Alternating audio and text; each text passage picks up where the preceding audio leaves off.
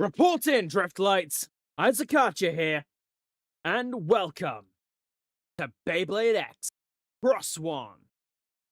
Now, I have not played this yet, hence why there is no option to continue.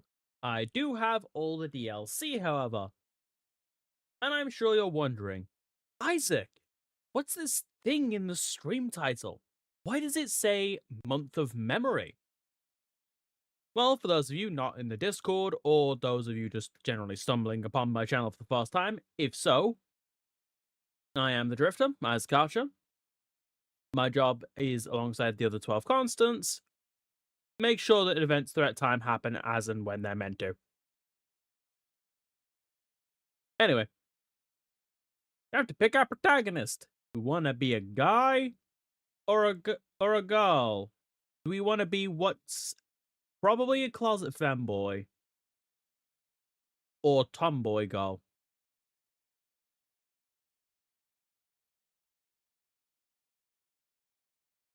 Seriously, why does this character give off femboy vibes? Can you tell I'm probably not awake enough to be streaming right now. I am awake. I'm purely a single cup of coffee.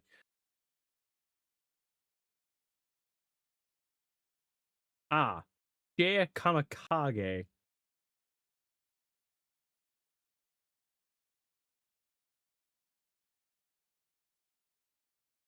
Nope, it's Isaac Archer.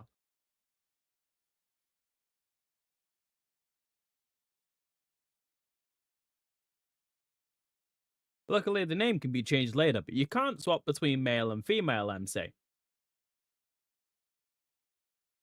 The X Championship starts today. We'll soon begin accepting tournament entries. Uh-huh. Yep.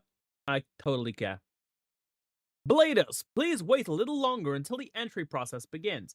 Alright, I never explained Month of Memory. Basically, I'm playing games from franchises and such from when I grew up. Now, the game itself doesn't have to have been out. Just that franchise in some capacity. Hence why XOne's even eligible.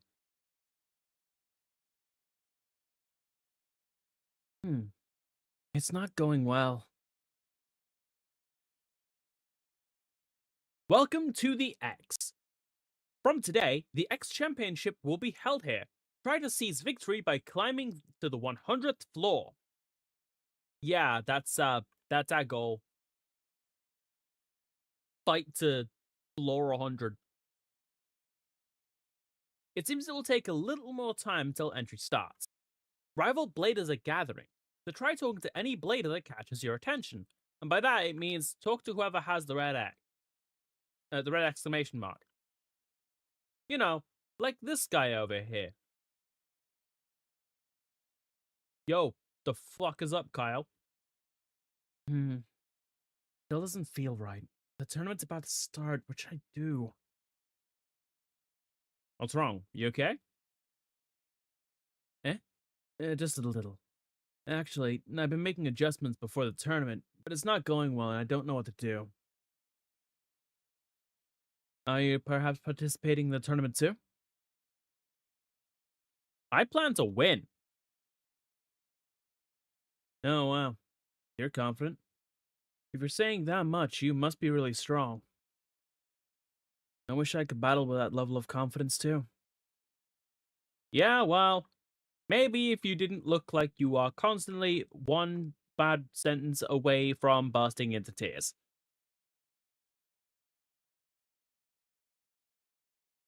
Also, you are taller than me, and that might have something to do with the fact that if you hide the display, that's slightly higher up onto the screen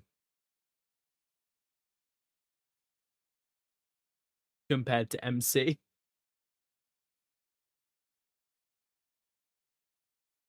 If you're entering the tournament, that makes us rivals. I'm Masato Akechi. Nice to meet you. What's your name? Silent protagonist, dickhead. I see. Your name is Isaac. Actually, I have a favor to ask you. My ripping form doesn't feel right, So I'd like to get a feel for it through actual battle. If you don't mind, would you battle with me? Sure, let's battle. Really? Thank you. Why is that exclamation, not question? I feel like there should be a question mark. Asking, like, wait, really?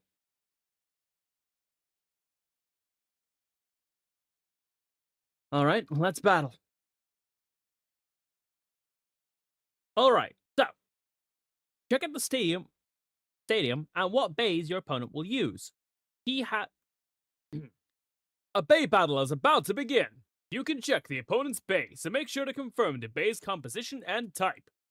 Based on the information about the opponent's bay, choose your bay to use. You can also press the button to check the opponent's bay again. So, Masato is using Wizard's Arrow, or Arrow Wizard if you want to follow the name as it says here, using the 570 Ratchet and the Gearball Bit. We are fighting on the Extreme Stadium, a playing stadium equipped with an X line around the outer perimeter. Keep this in mind. This will matter.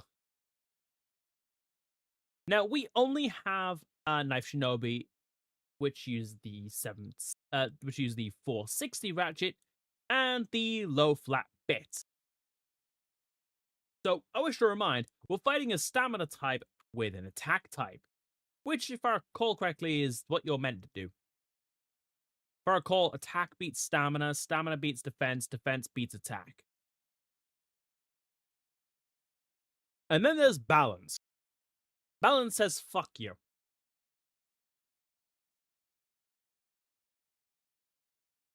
Knife Shinobi versus Arrow Wizard. In bay battles, the battle begins with a launch phase, where you launch your bay into the stadium. By the way, if you're gonna say, I can't hear the game, neither can I. I have it muted. Purely because the sound effect of bay clashing and such is gonna get very annoying, and we have the voices off for voice acting purposes. The music's off because we'll add that in editing. In the launch phase, you determine the location and angle of your launch.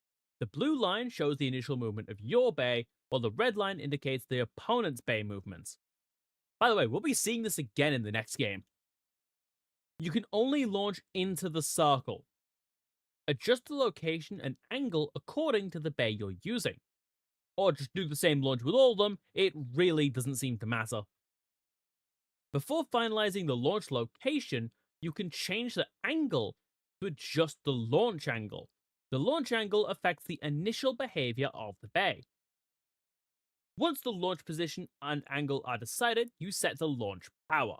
The launch power has perfect and good areas, so press the button when the gauge fills up to these areas.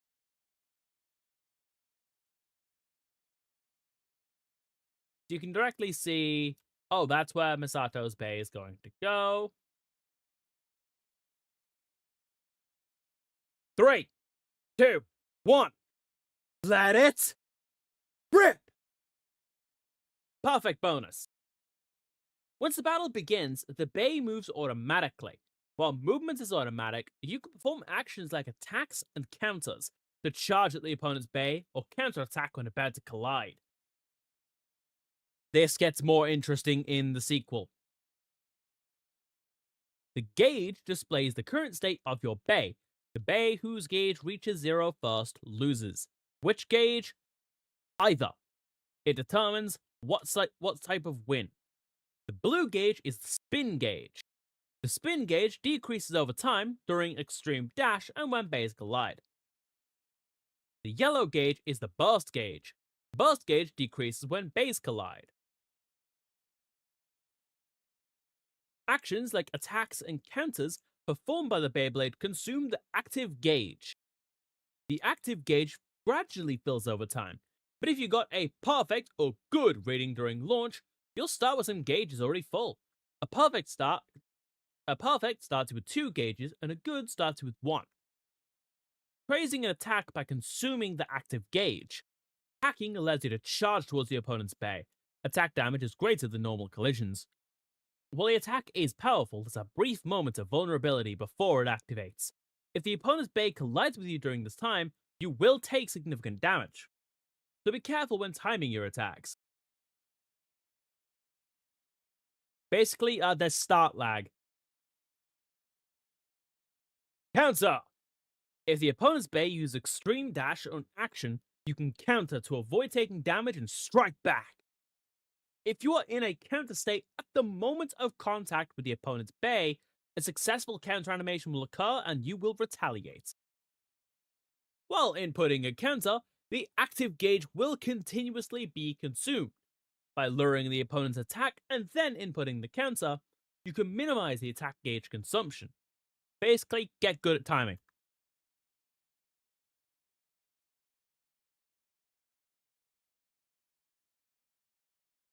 The counter standby state is kind of when you stop inputting. Yeah, you have to hold it down, not tap it. Occasionally, critical hit may occur during a collision between bays. Critical hits inflict greater burst damage than usual. By the way, I wish to mention the shenanigans. I was holding counter. Survivor finish! 1 point!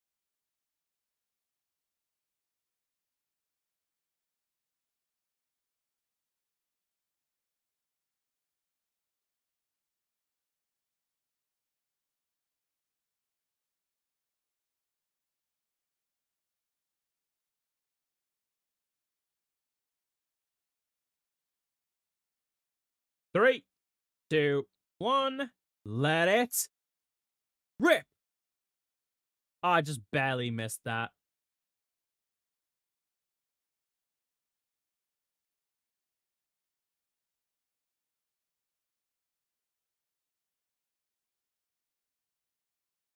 Oh, let's go. Come on, hit the rail.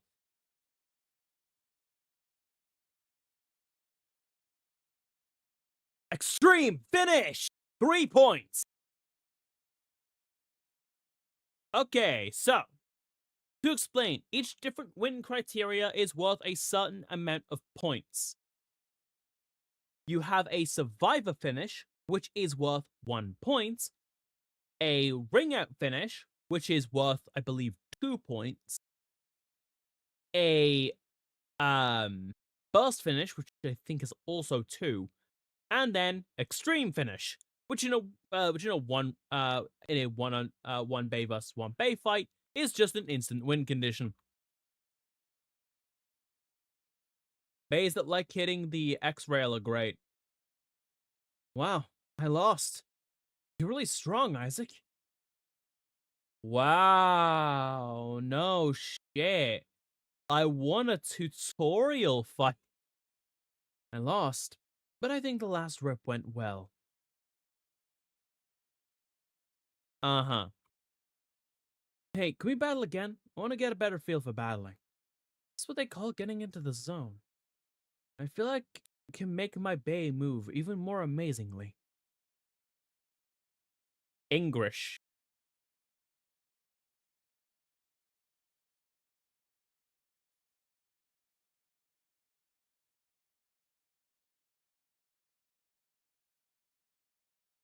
Game, can I talk about the other meeting now, please?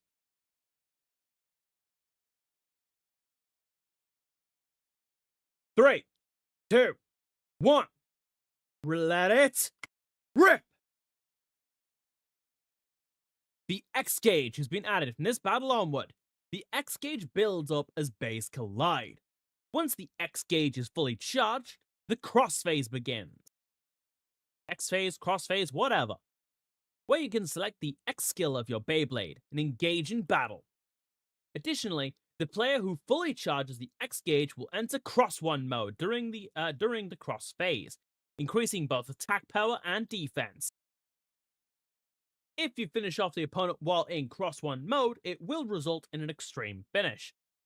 So we'll finishing them off using the accelerator rail.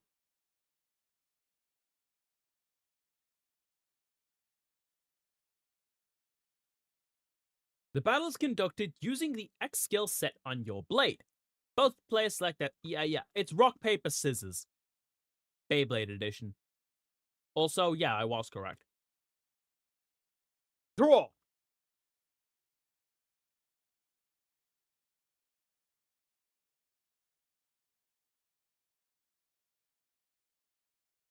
Flip return! Attack power up small.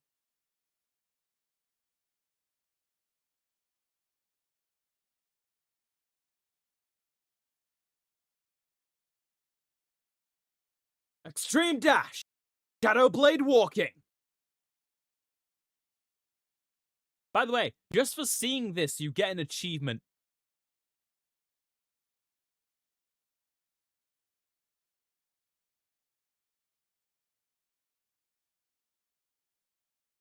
Extreme finish! 3 points!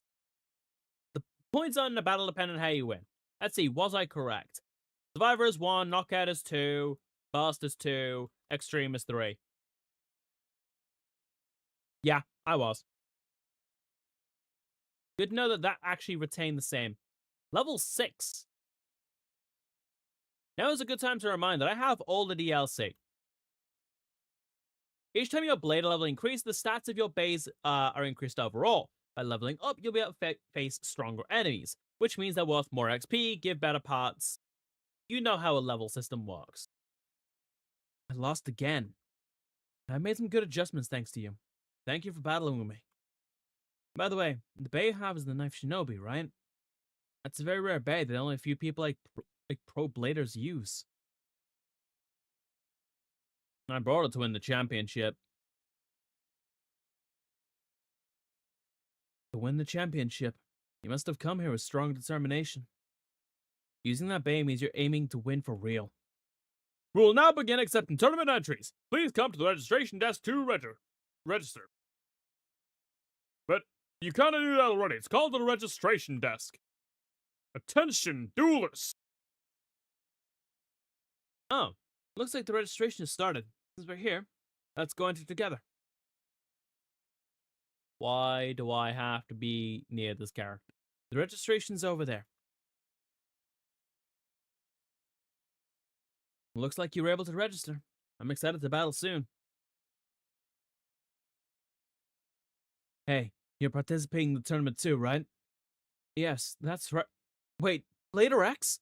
From Team Persona. Why are you talking to us? You were battling earlier, right? I was curious, so I decided to talk to you. Wow, for a pro Blader to say that to us, it's an honor. Ah, there you are. Hey, what are you doing? Oh. Finally found you. Registration started, but you disappeared. We were looking for you. I saw an interesting battle, so I got caught up in it. I'm not voicing Multi. I refuse.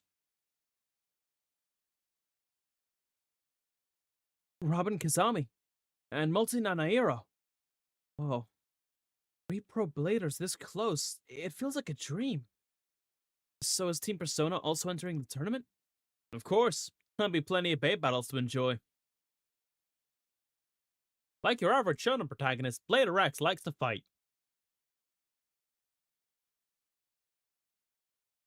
It's a tournament with both amateurs and pros. We're looking forward to the chance to battle you. The bear you're using is interesting. Knife Shinobi, yep. Multi's first time seeing it. Multi gave us a second bay. We can choose what we want to go with here. This will determine the type of your second bay. This also doesn't really fucking matter. You could be funny and go with focusing all that on attack type bays. You could go with defend and counterattack, but I'm picking keep spinning longer than your opponent for a stamina type. Endurance battles. For you, I'd recommend a stamina type bay, arrow, yeah, wizard's arrow. Bay okay? Let's at least go over the options. Defend and counterattack gets you Knight's Helm.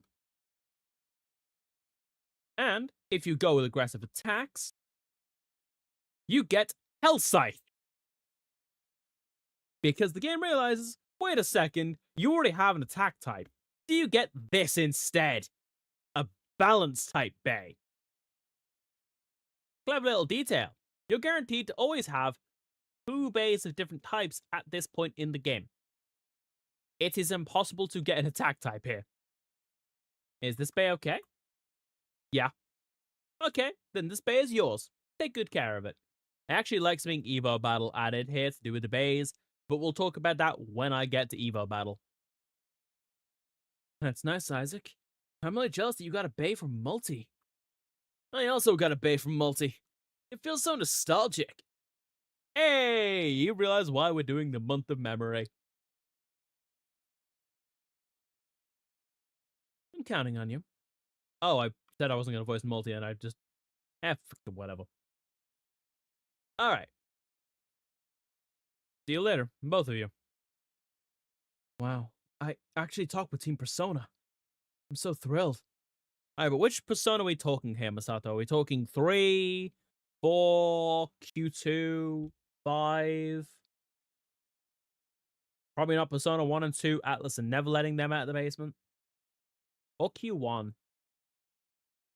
Or do you mean one of the Persona dancing games? This joke is terrible, and I'm not apologizing. From now on, even we amateurs have a chance to battle against pro bladers at this tournament. Yeah. You're mostly fighting against amateurs, though. I hope I can battle them someday, too. They are literal rank-up battles. You have to. Bladers! Thank you for entering the X Championship. Now we will explain the rules of the tournament. The explanation will be given by number 1, the X tournament's the X mascot AI. Fucking clanker. So, number 1, please go ahead. What, we talking fucking thing 1 and thing 2? What the fuck am I looking at?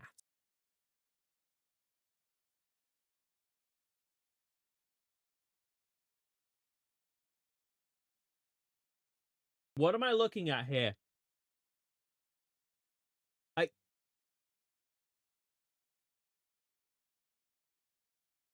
What?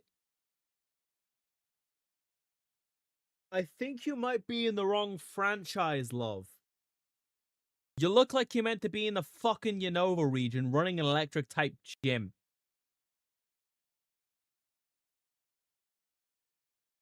Olivia, why are you in Beyblade? How did you even get here?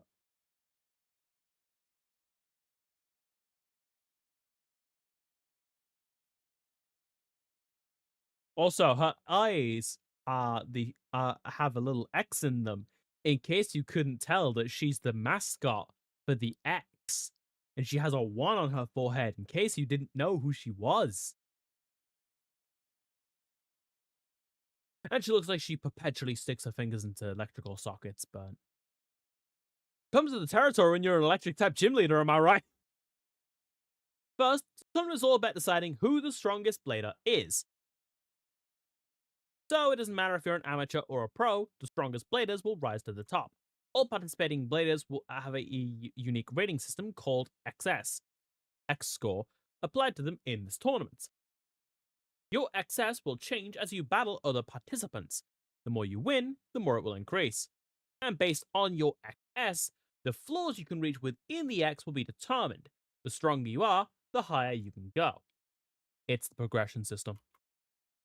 Battles will be conducted with mutual agreement between bladers on the same floor, meaning you can choose your opponents. Yes, it's a very useful feature. Please check what your opponent has before you fight them. However, at milestone floors like the 10th or 20th, there will be battles with special rules. Every 10 floors is a rank-up battle, usually against a pro blader. Specific rules will be explained when you reach the 10th floor. So win battles, raise your XS, and aim for the top of the X. Your goal is the 100th floor. If you win there, the title of strongest will be yours. That concludes my explanation. Now we declare the start of the strongest blader champion. Wasn't it called the X Championship? Why is it? Why did the name change? It's generic. Your goal's the 50th. Everyone's so fired up. I'm starting to get nervous. If you get discouraged, you won't be able to show your true strength. And then I'm going to be fucking disappointed in you. Isaac, you're tough. Maybe you're right. I shouldn't be feeling weak with the upcoming tournament. Upcoming? They just said it started, dipshits!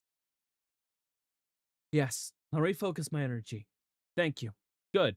Use focus energy to increase your critical hit rate. I'm gonna keep making Pokemon jokes, aren't I? Let's put either yes or no on screen.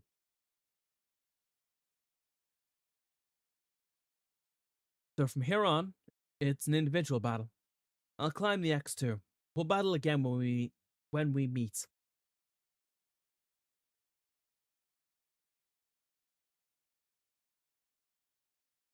Let's customize the Scythe Incendio 480T you received from Multi-Nana Era. Press the plus button to open the menu and select Customize. Can you tell this game was meant to be played on Switch? Customize! You can set up to 6 bays. A bay consists of 3 parts: the blade, ratchet, and bit. You cannot use parts with the same name within the same set. Before a battle, make sure to check your customization and build the optimal bay to secure victory. Select an empty space and set the new bay.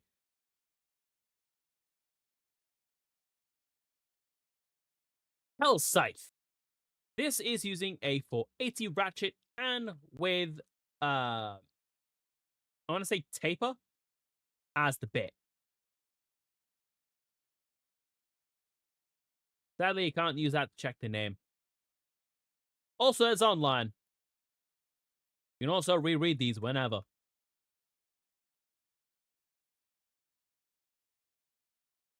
From the door at the back of the lobby of the X, you can take the elevator. It automatically stops based on your current XS. By winning battles, your XS increases, allowing you to ascend to the next floor, defeat rivals, and aim for the top floor of the X. Your current objective is to win the 10th floor promotional battle.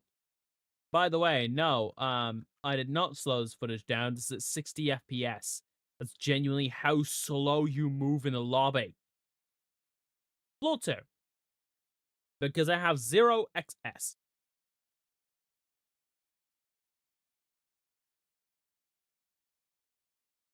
In floor battles, rival bladers are waiting for opponents. You can challenge them by walking up to them. Yeah, it's that simple. Walk around the arena and look for opponents. Opponents you can battle will have a battle icon displayed. As you approach a battle opponent, you can check their information and the battle stadium. Choose an appropriate opponent and stadium based on your fighting style. So you can rig it in your favor. It's up to 3v3. Each extra bay is an extra point needed to win. Which is why I like farming one-on-one. You either have the stamina type lover or the defense type lover back there.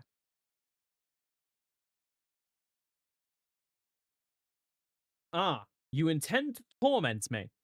The fact I'm not playing Evo Battle is torment enough.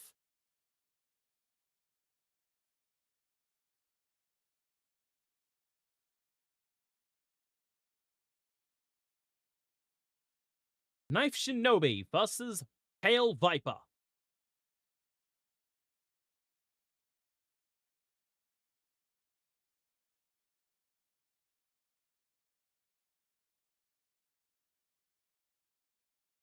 Three, two, one, let it rip! Perfect bonus! Time for a cross dash!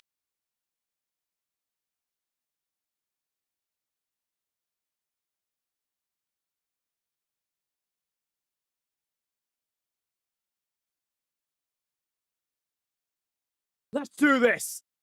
Shadow Blade walking!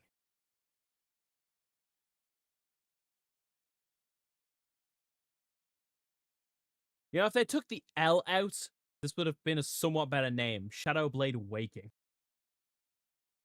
But then move Waking to the start of it, so it's the Waking Shadowblade. Oh, fuck. Ow.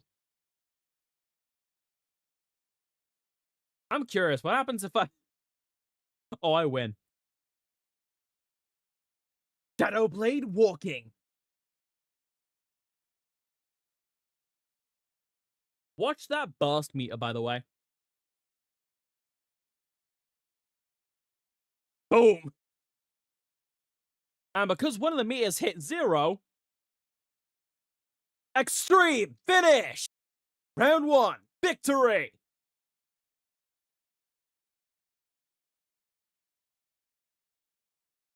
This is easier than Evo battle. Parts get. After every fight, you get parts for bays. This time I flat out just stole their fucking bay in a different color palette. The DLC is also more overpowered than the sequel. My strategy didn't work. Maybe I'm just weak. Both. Floor 3. You want to continue and challenge Floor 3. I don't have a choice. To unlock more features, I have to progress. Let's customize the third bay. You are guaranteed to get the third bay. So now, I have a stamina type bay as well. Meaning, I can take on defensive opponents. By pressing Y, you can open the world map. From there, you can visit various locations and shops. Now you have access to everything else. The Cool Blader. Well, that's a balance type. Okay, I'm either fighting a balance type or a stamina type. Yo, you, fight me. You want to use a balance type? Then. Bronze Sword. By 560, and I believe that's points. Let's fight balance with balance.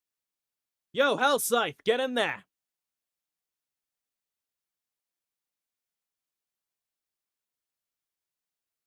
This is fitting.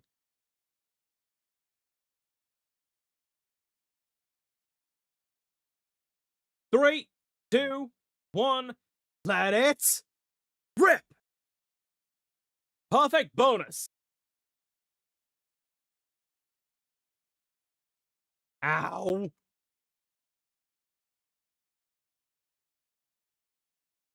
No.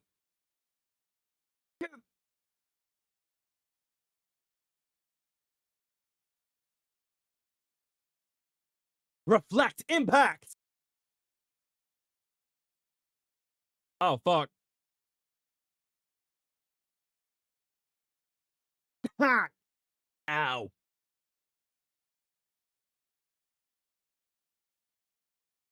Reflect impact!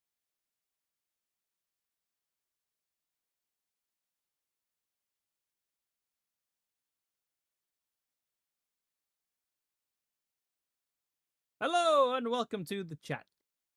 Knockout, finish! 2 points. I lost that round. That one single fuck up lost me a round. Let's go.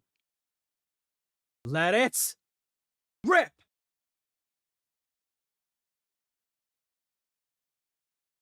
Ow. Oh, okay, game.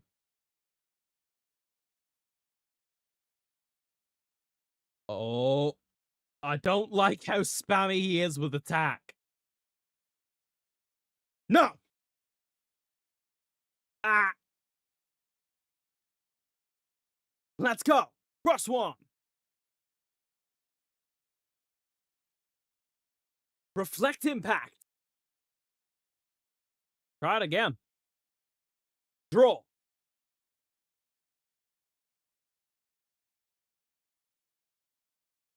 Reflect impact! Extreme finish!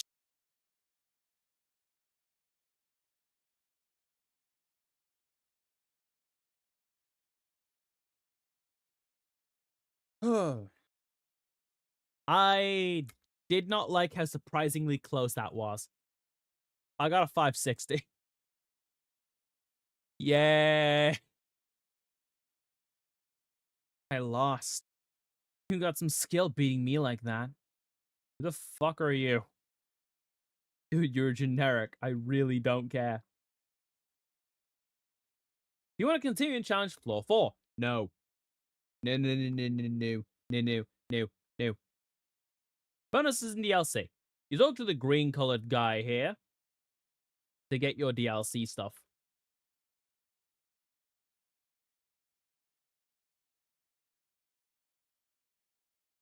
Also, know how it said you can use the Y button to enter the map? It's X because I'm on PC. Shops offer various parts necessary for customization. If you find new parts or exclusive colors that can only be bought in the shop, consider purchasing them. As you climb the X, new items will be added. The lineup is also updated periodically, so check back from time to time. You can sell parts that are no longer needed. The sold parts will be converted into prize money, which can be used to purchase new parts. In shops, you can scan for secret parts, which may allow you to obtain rarer parts. It requires money to scan.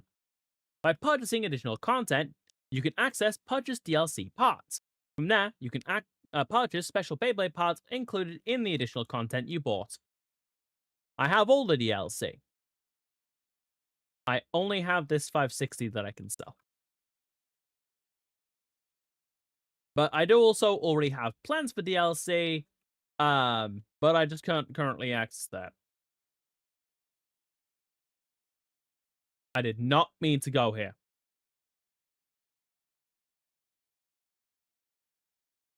DLC, man.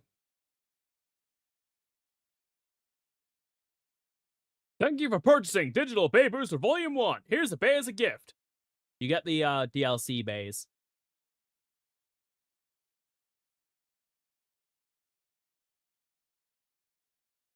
Thank you for purchasing Digital Bay Booster Volume 2. Here's a bay as a gift. Great, you received it. Keep enjoying your bay battles.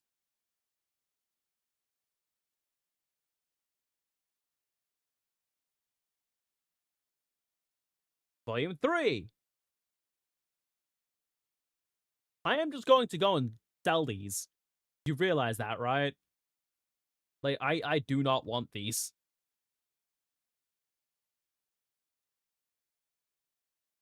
Plus, there is literally nothing the game can do to stop me from doing this. I can also just buy it back.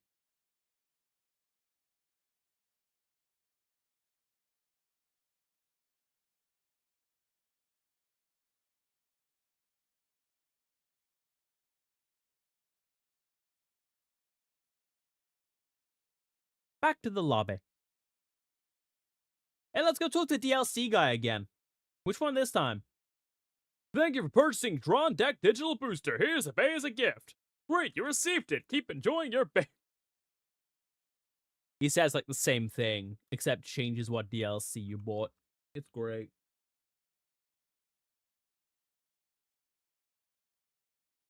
Basically, you get the EX colors of the three different Drawn variants.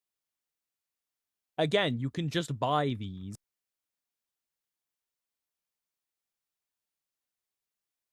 And I love that in the menu, it's listed as Volume 4, not the Drawn boost, not the Drawn deck. The crossover set. This is everything I actually care about. Keep enjoying your bay battles. I very much will. Now that I have the actual team I'm going to be rocking. So I'm going to disassemble my other bays, except Knife Shinobi. I keep this one for story reasons. No, I'm not kidding. And time to build my 3 DLC bays that I will be using for the remainder of the run. Genuinely, do not expect me to use any other bay. So, for reference, my team is going to consist of... Let me find it. Draciel Shield, which comes packing with a 760D. And this is a plastic gen era Beyblade, which is why it looks so different. Next up, for my comparison, I want you to know that it's kind of obvious who I was going with. It could only be this combo. From Metal Fight, Storm Pegasus! And because, unfortunately for him, he's the only thing from his show to even make it into the game, oh, I have to use a different thing for him. Because you can't use two of the same.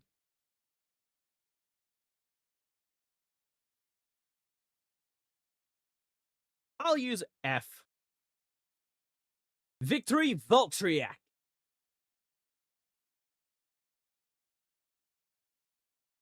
I just realized these don't have unique moves. I actually feel kind of scammed that they don't have their moves from the anime. Maybe they got them in the sequel. Maybe.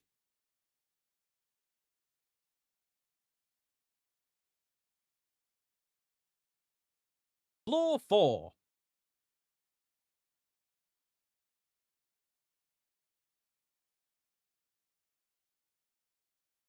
The X challenge has appeared in the upper right corner of the screen. Basically, the more challenges you complete, the more points you get. Rhino's Horn and Knight's Helm. Yeah, I'm gonna fight this guy. Balance is gonna be more useful for that.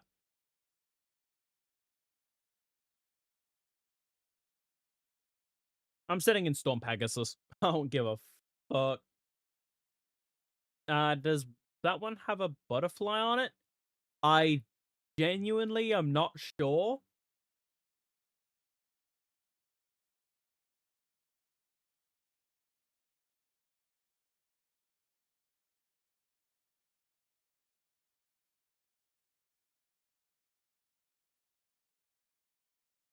Three, two, one. Let it rip! Fly, Storm Pegasus!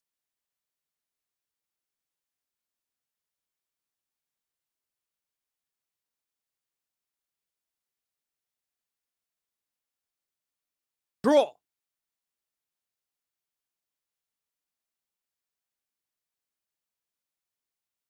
Tornado Spear!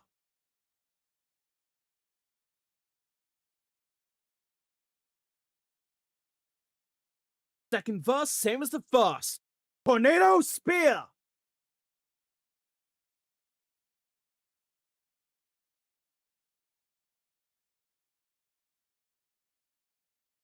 Extreme Finish!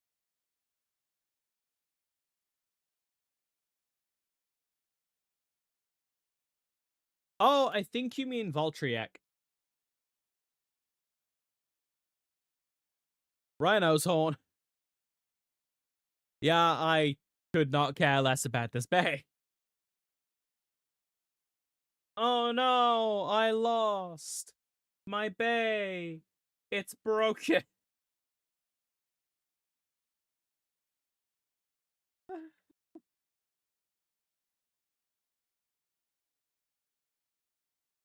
Floor 5, a special floor. You want to continue? Popcorn right there. You want to continue and challenge floor 5? Yes. The red, yellow, and blue one I just used. Oh, that's Storm Pegasus. The arena is currently being prepared. Please wait until preparations are complete. Basically, they give you a little opportunity to change your bay or anything. I don't care. I'm rushing right into this. So no, it does not have a butterfly. That's the head of Storm Pegasus. Hey, it's the electric type gym leader again. The floor battles for floor 5 have begun. All participants, please find an opponent and start battling. And this time, we have a special guest from Sugana. The pro blader Toguro Okunaga is participating. Blade is confident in their skills. Be sure to challenge Toguro. Need something? I'll win. You've got spirit. Fine. Let's bow.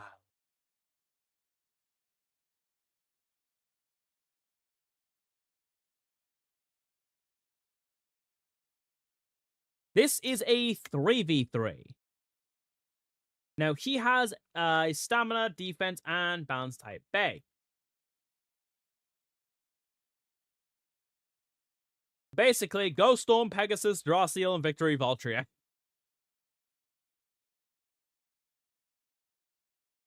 I'm just sending in the I'm just sending in the Generation Trio.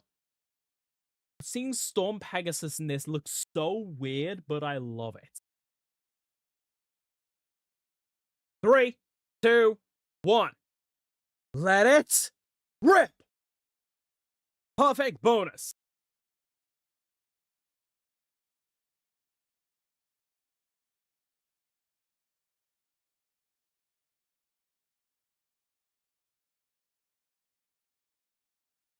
Follow attack. Yo, what up?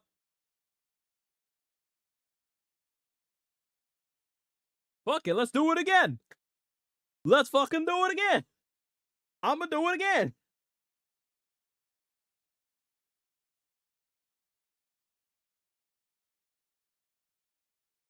And you know what? I'm gonna do it. I shouldn't have done it again. The anti-uppercuts. It actually gets a bit of spin recovery from this, which is somewhat bad news for me. Anyway.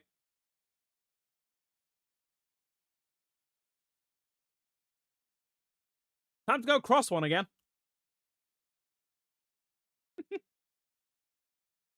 Follow attack.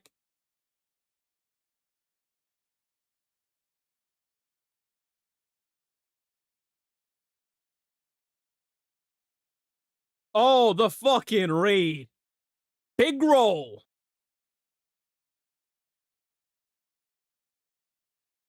Ah, I should have gone big roll again. That recovered some of the damage I did to it. That is not good news. That is not fun news for me. Back off.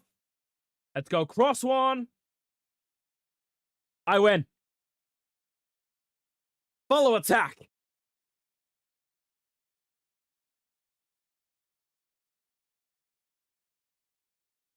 That's round one. Not done yet, though. It's a 3v3, so I still gotta get 2 more points. Extreme finish! Bladers confident in their skills. Draciel shield versus Rhino's horn. 3, 2, 1. Let it rip! Now, since I'm using a defense type this time, my playstyle is mostly going to be keep you the fuck away from the center. Like I said, keep you the fuck away from the center. Didn't work the last 3 times you tried it, bud. Push cancer.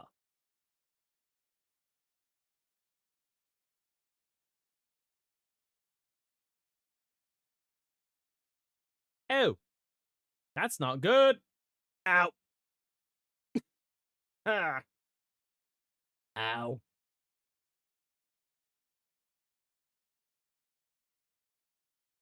Let's go! Triple attack!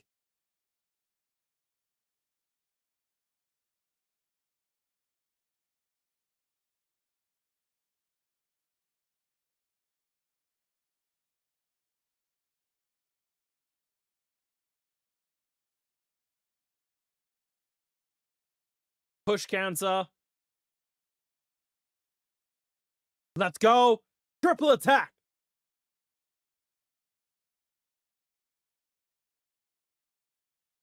Extreme finish! Ironic that a defense type Bay won by going on the attack. Oh, one of my friends is gonna fucking die laughing.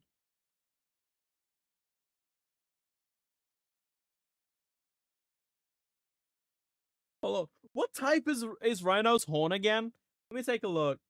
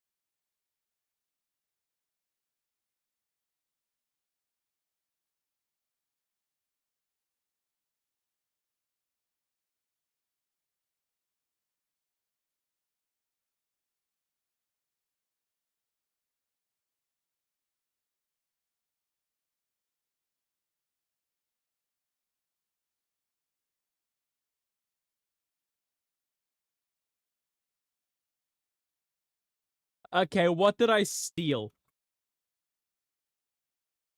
A fucking 560. Unbelievable! Isaac has defeated Toguro Okunaga! Everyone, please give a round of applause to Isaac. Please don't. I hate unwanted attention.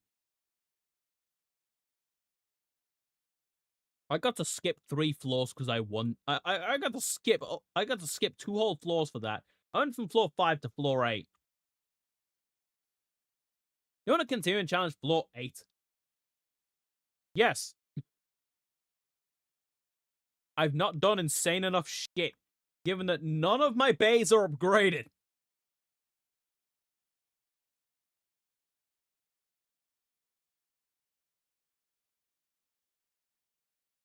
You can now challenge the exhibition battle Toguro Okunaga Blade level 10 on the world map. Exhibition battle. You can now challenge Meikyo Myoden on the world map. Exhibition battles have been unlocked. You can earn exhibition points by winning exhibition battles, which are used to upgrade bay parts. Basically, I need to win those purely for the fact that they give upgrades.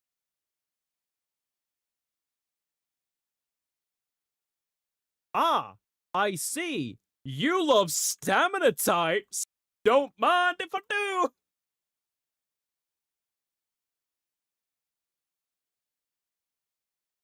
Alright, boys, we jump in this one.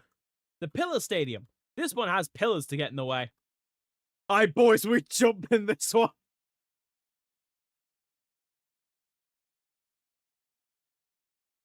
Storm Pegasus versus Rhino's Horn.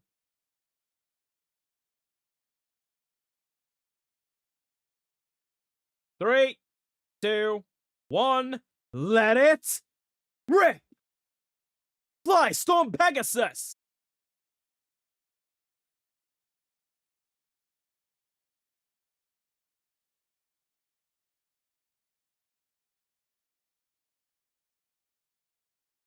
What?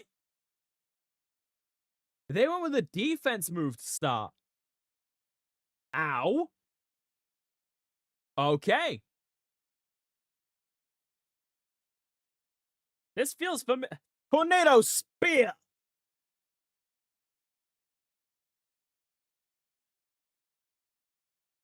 Let's go! Follow attack! Chase him down, Pegasus!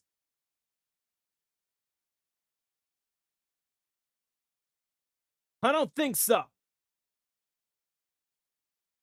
Survivor, finish! 1 point.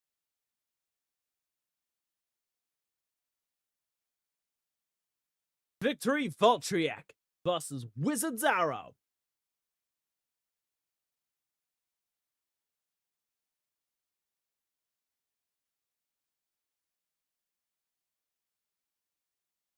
Three, two, one, let it rip!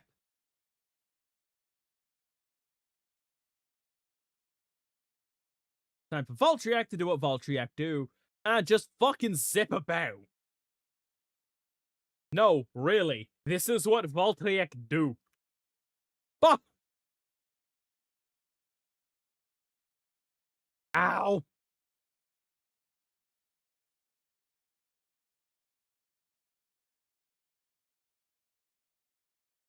Aerial combo. Let's try it. God damn it. God dang it, Bobby.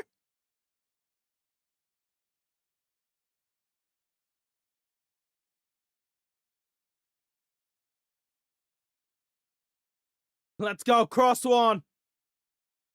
Bring through.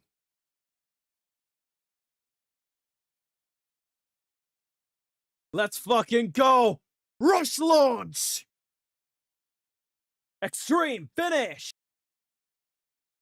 Still a flawless victory, despite how easily banged up Voltriek got. I got an achievement for hitting Blader level 10.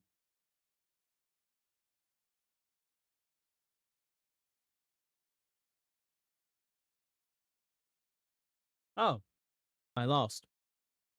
Oh, it's a battle mall. I do not feel sorry for you. I think I might just be a prick. You want to continue and challenge floor 9? Yes.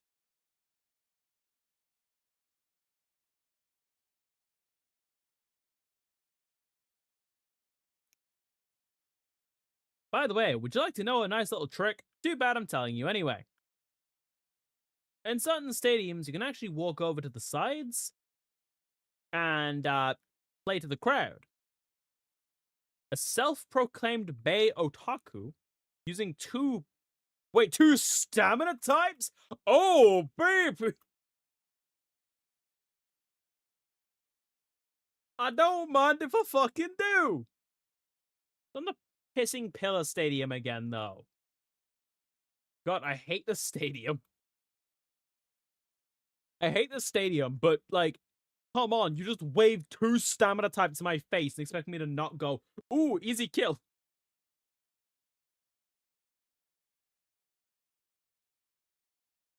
Like, that's what stamina types are to me in this game. You show me a stamina type, I'm just gonna think, oh, we're just throwing today then. 3, 2, 1, let it rip! Perfect! Time for my favorite kind of aggressive combat style. Nice old bit of rush stamp.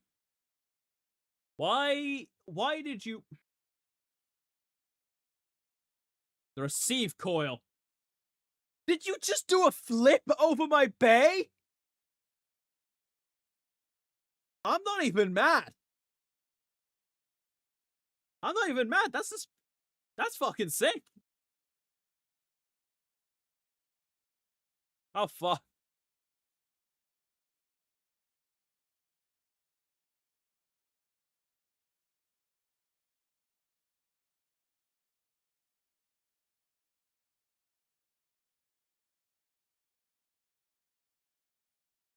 Yeah, it used my beta flip. Fast finish.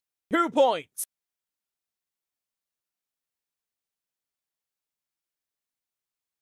Victory Voltriek versus Viper's Tail.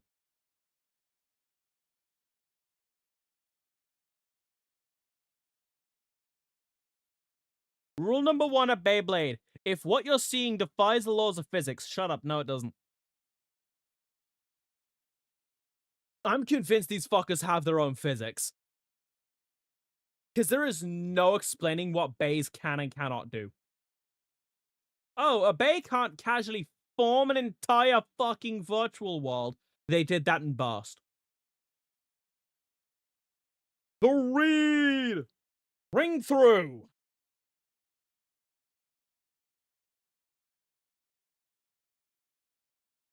That's a kill. Aerial combo! Wow. That is apparently not a kill. This is, though. Flawless! Ring through! Gotta hit him with that sass.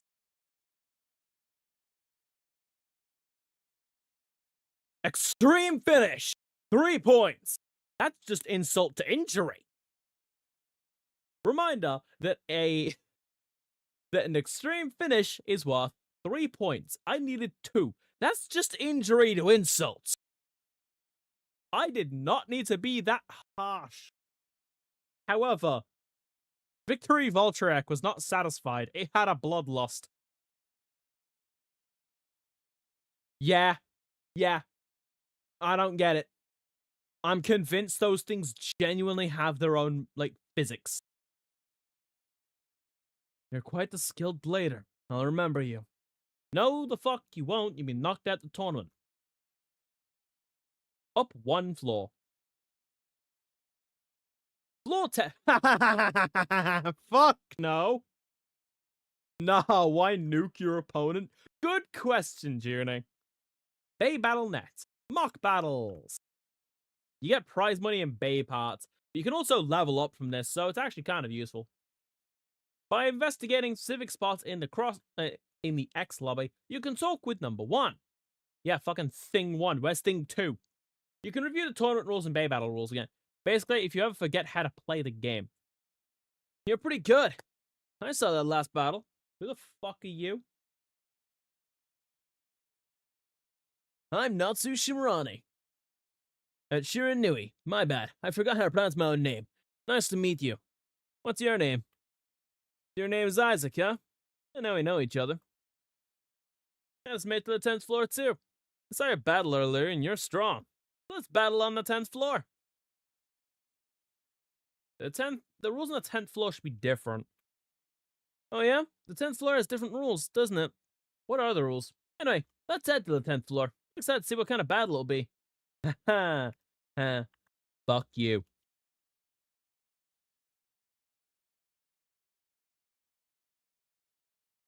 I'm going to unleash a little bit of what I like to call overkill.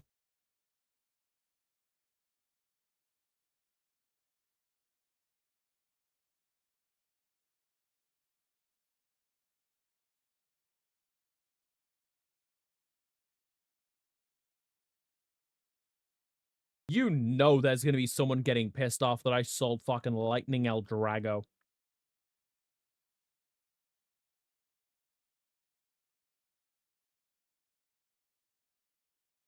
And don't worry, I am also angry that I'm doing so. But it's also because I kind of don't really have a choice. It's so I can get more bay parts. Possibly. Maybe. Yeah, that's not happening. Plus, if you look here, you can see that they kind of don't really have color variants. But the stuff from previous gens, at least not as far as I know. But at least it tells you what DLCs from what. Like, all the other bays have stuff, but the bays from the crossover DLC just have the one color. Case in point, Dron's Dagger EX1. Oh, and by the way, want to know a stupid fucking mechanic? Let's pull this up, shall we? Helm Knight Color 5 has Extreme Dash Ring. Now, if I go here, let's find 2 things that have the, two of the same. Pterodon's Talon. Color 6 has Break Uppercut, Dodge Crash, and Strike Twist. This has an X-Dash and Instant Avoid, which is Spin Recovery Large, Defense Power Up Small, Active Recovery Large. Basically, this is just objectively better because in XOne, a different color has different moves. It's not tied to the bay, it's tied to the color of the bay.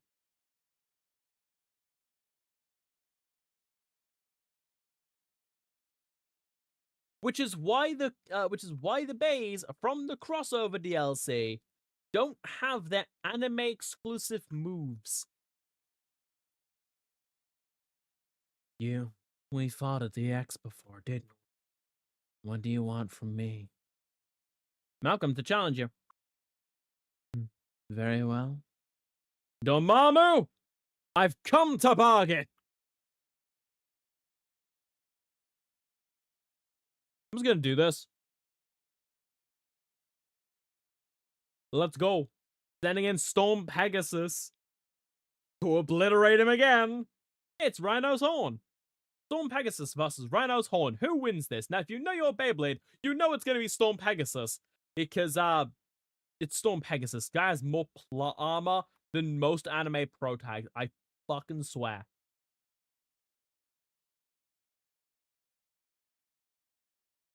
Thanks, dumbass. You almost knocked me into getting into like you almost knocked yourself into your into your own attack. What am I trying to say? Oh, okay. Extreme finish. If this didn't kill, that would have been an XOne. XOne, whatever. I don't think I'm even saying the same name consistently. But I think that goes to show how much I... Let it rip! Alright, Voltriac soaring in. A no upgrade bay versus a 3 upgrade bay. This can only go well.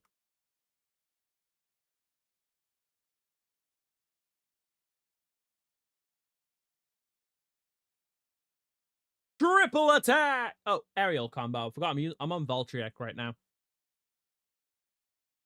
Dink dink. Draw. Let's go! Ring through!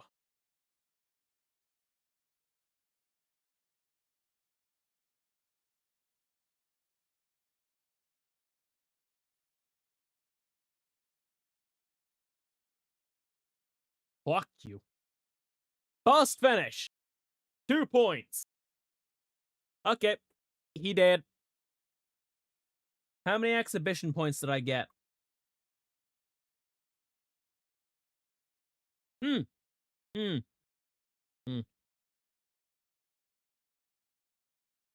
Yep. That's annoying. The X skills attached vary and are not tied to the blade. They're tied to the color of the blade. Hey, look! I cleared the fight. Now I can use him as a profile picture online if anyone played the online mode anyway. This is Mako Myoden. I'm here to fight. Very well, let's have a battle. What bay type do you use?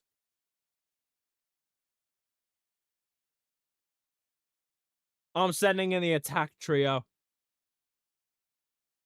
This really is a triple attack. Storm Pegasus versus Shark's Keel. Well, it's gonna keel over. Let it rip! But I don't think it keeling over counts. Ow!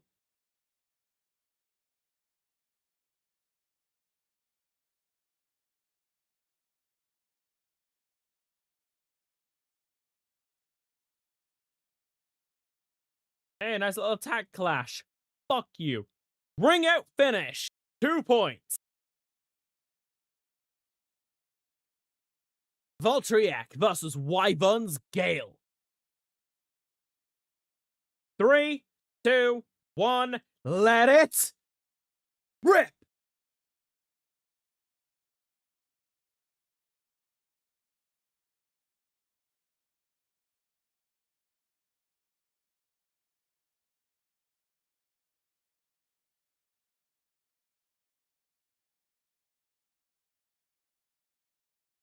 Let's go XOne mode!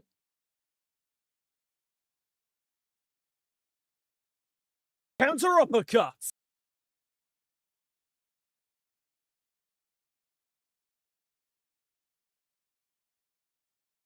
Draw!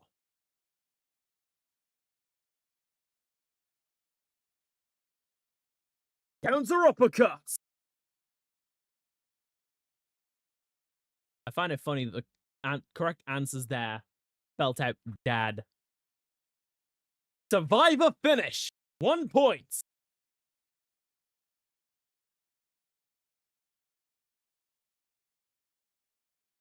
Hey, it's Lion's Claw.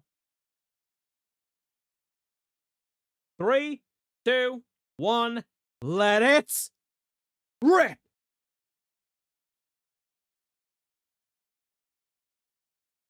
Ah. I forgot this isn't Evo battle. The starting bay does not pro-tag power. Oh no. Oh no. Ha!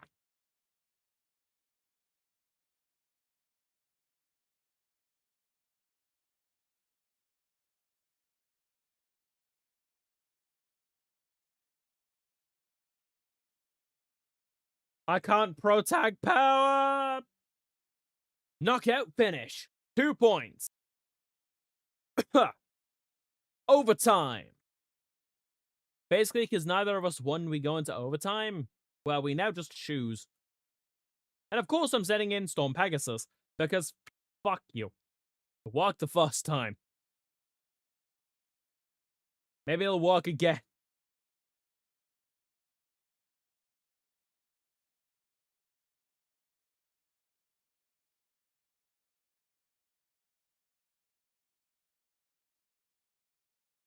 Drop. Ow. Oh. Oh, that's not good. That very much isn't good. Ah.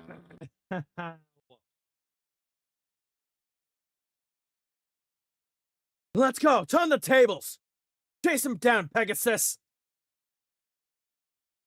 I'll send you flying.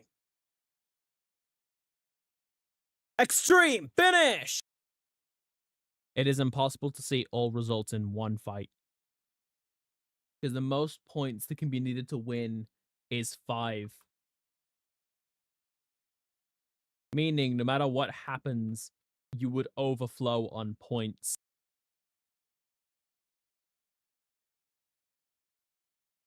Impressive. I didn't expect to lose. No one ever does. Let's have another battle if the opportunity arises. You now have the option to pick her as a profile picture in multiplayer mode. No one plays the multiplayer. Enhance. Voltriac, you need a little bit of a power boost. That was all of my points.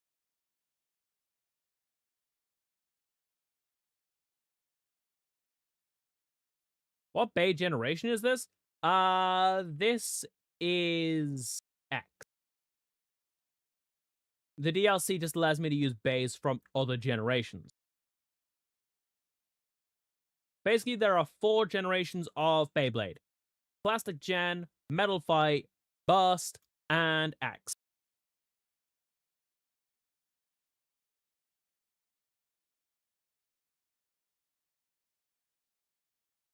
Alright, I've done some powering up. Let's fight an arena battle.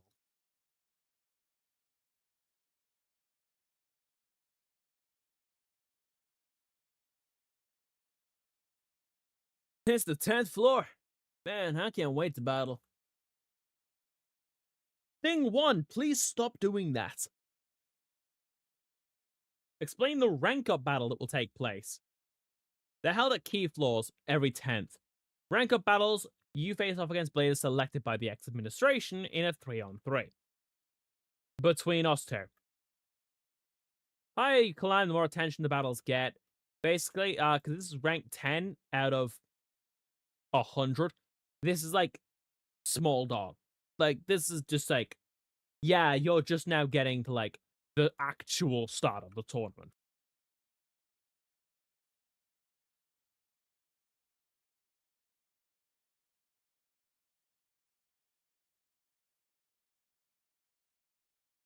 Oh, I'm against Dron's Dagger. Nice. 3, 2, 1. Let it rip. Fly, Storm Pegasus. Oh, I just barely mistimed that.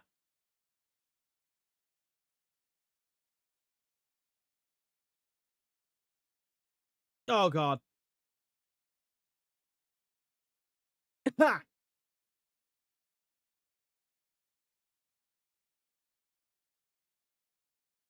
Draw.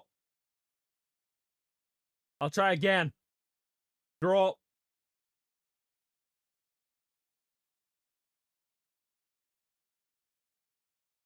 Huh?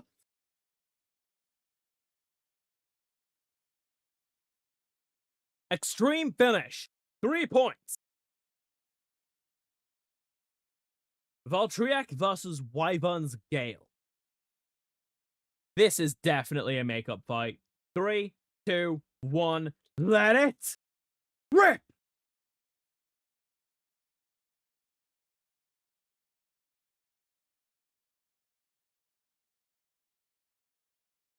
The frenetic zoominess that is Valtryek is going to be essential in this fight.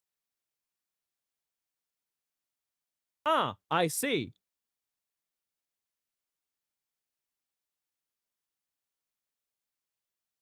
Ring through!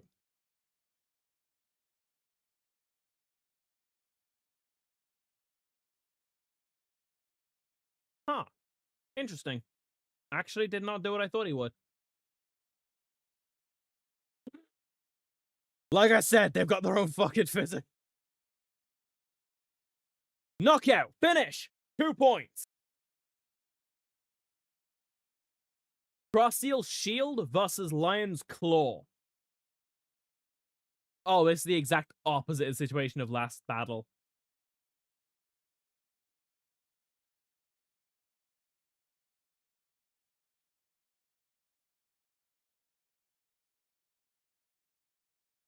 Get back. Get back. Let's go. Push counter.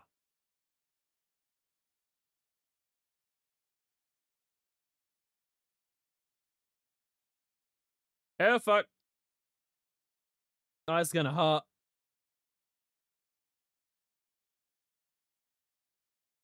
Actually, not as much as I expected. Oh. Why did I do that? Why? Why did I do that? Ow.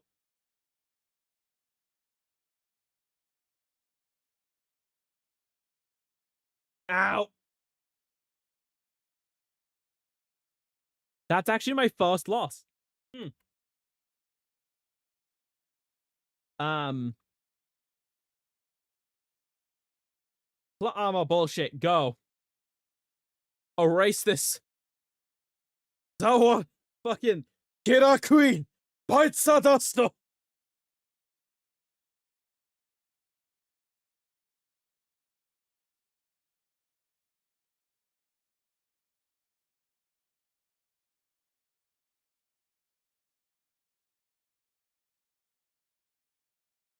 Are you playing Beyblade? Yes. Remember, chat. Moses part of the Red Sea with the Beyblade. This is canon. Well, we know exactly what they're running. They run the same things every time. I'm going to bench Draciel because it did not help at all. Okay, so I just got here. So explain the game. We're fighting our way through 100 floors of a tower to win a tournament. Oh no! I mean, besides that, I meant like what series is based on? Is it a new series, old Beyblade series? X, Like, yes. Okay, so it's based on a new one. Yeah, but I have DLC to let me access bays from the older shows. Okay. I have all the DLC for this game and the sequel. Once we beat this, we will be doing the sequel. You have that legendary one that Moses used, the Draco one. El Drago? Yeah. Yeah, I did. Is it OP or is it one of those instances where like you beat the boss and when you unlock the boss is weak as hell? I said I did. I sold it. Motherfucker sold a legendary Beyblade. Yeah, I needed money. The balls on this man. I could buy it back in the DLC shop. Out of here. Knockout finish. 2 points. Ace, Ace, this is the equivalent of this is the equivalent of a main character or a character in Pokemon anime catching a legendary and then trading it to a random kid.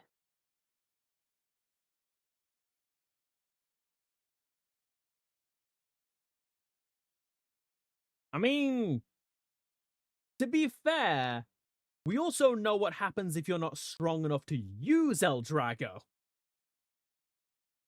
I certainly So am. you basically just committed a war crime then, because people are gonna get or die from people are gonna die from that.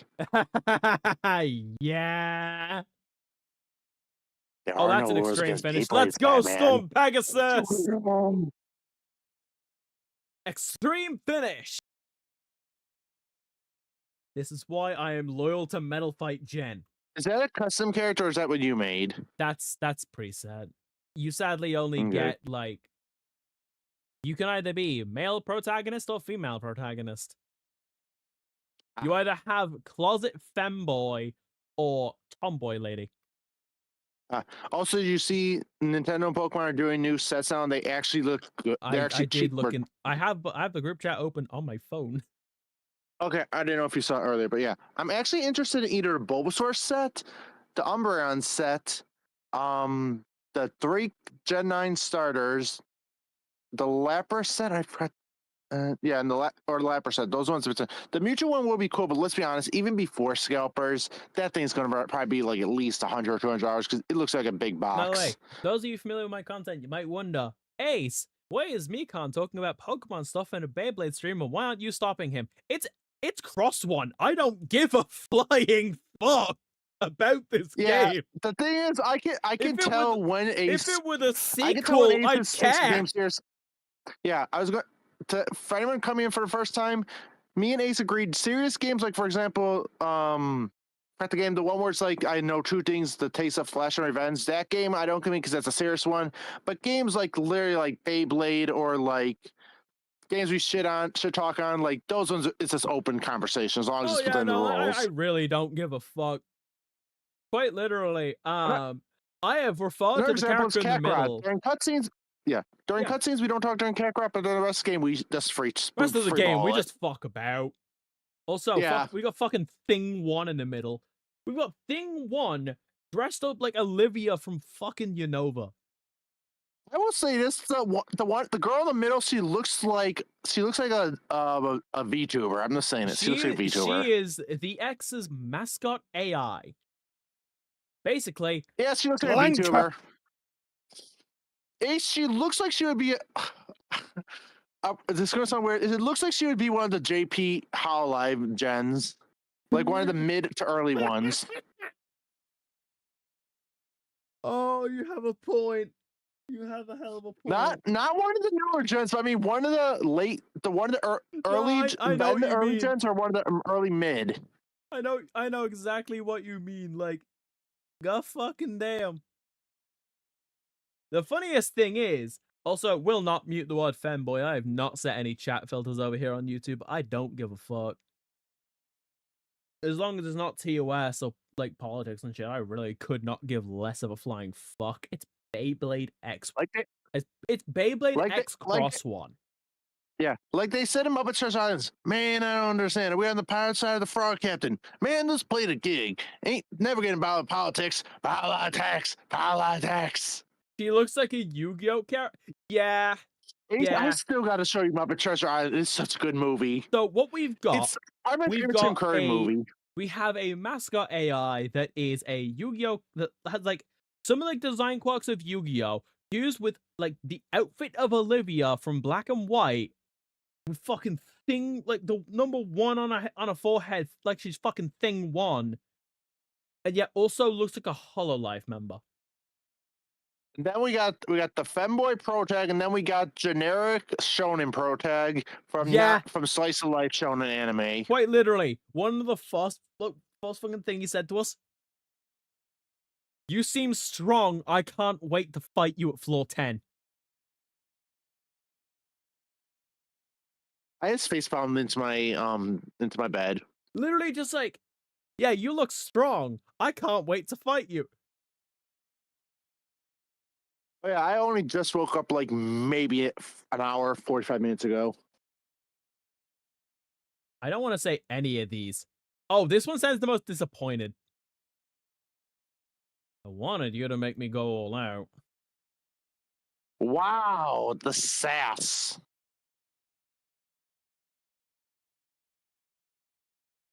Yeah, we're just gonna ignore that I Number had to. one. Yeah, we're just ignoring that I had to trigger bite the duster.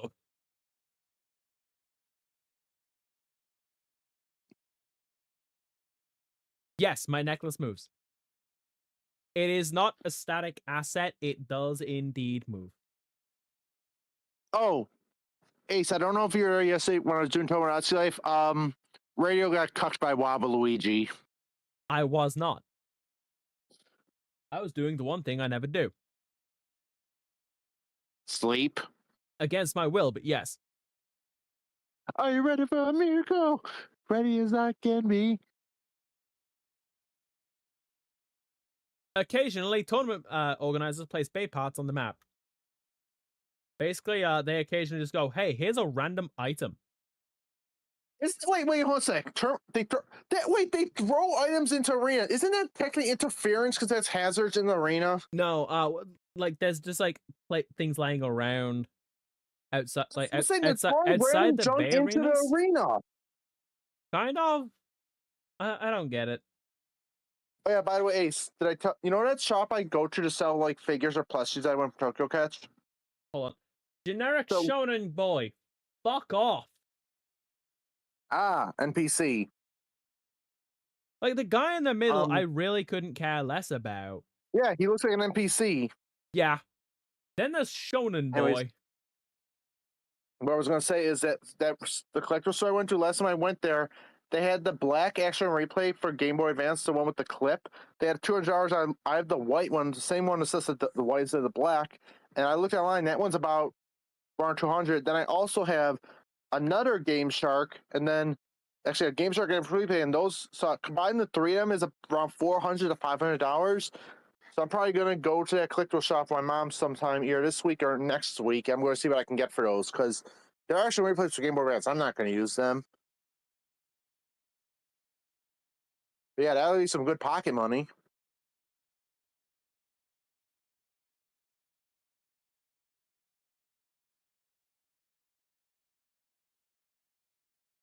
Also, I need sustenance, so I'm going to mute my mic for a moment. Get some food. This is not a request. I am getting food because I'm on mobile right now, so I'm muting my mic. Oh god, what the fuck? Is that Anarchy Granny? Don't know who that is. But Anarchy Granny. I'm looking at her shirt. Let me guess. She has a lion-themed Beyblade. I would not be surprised. Anyways, mute mic.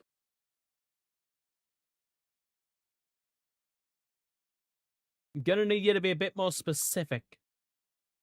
Original owner of that Knife Shinobi. The name. Uh-huh. I had food before stream. Uh-huh. I, an energy construct, apparently have a father. I am energy. You have a what? MC has a father that owned, like, MC's Beyblade. The one that didn't get to show up in that fight because I won. Well, to be fair, you do have a mom and a dad. Your mom was a proton, your dad was a neutron. Because your energy. Fair enough. Oh my god, have I just created lore for Isaac? No. Damn it.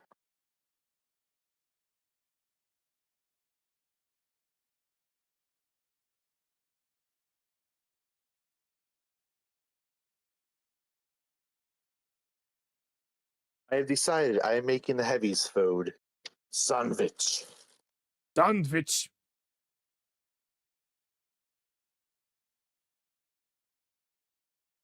Ah, well, I see you have high expectations. I am probably going to forget that you exist. Okay. I forgot to ask, but who are you? Masato, he doesn't exist. Just ignore him. Now to shut the fuck up.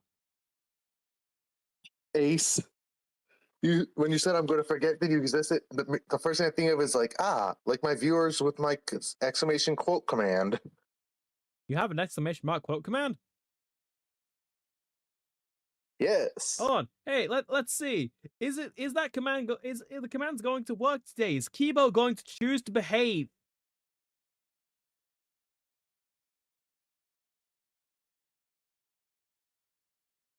Let's see. Let's give it a check. I am pulling up the stream on my browser just to check if Kibo's going to cooperate today.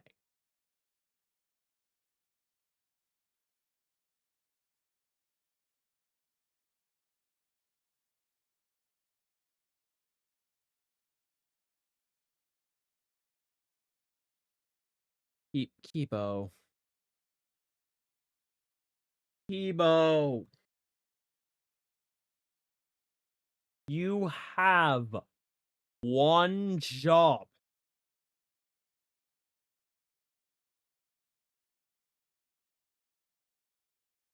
The command is enabled. I know it's enabled. It's not case sensitive.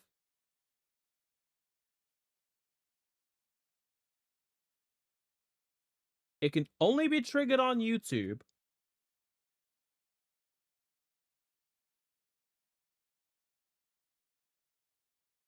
Ace, maybe you need to be like Shion and use talk with machines.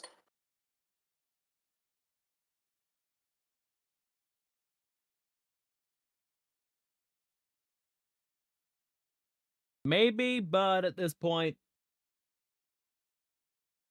I'm not sure if Kibo is just trolling me or not.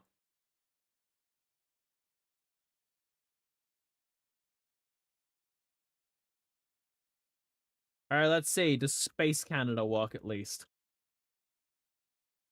Well, Kibo is your creation, so I would totally see it trolling you. It's like, unless 27 got to it.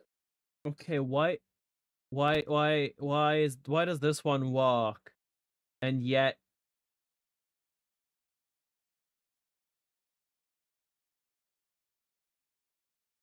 like this command doesn't.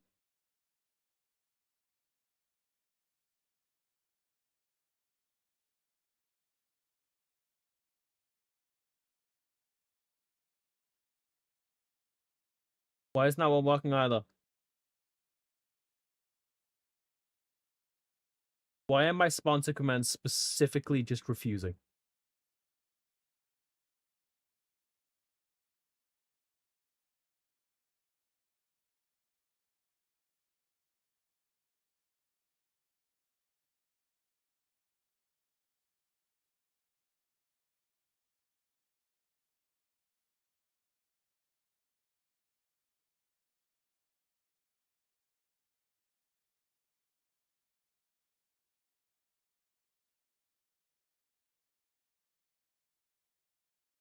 Let me take a look here, see if there's something different that I'm not accounting for.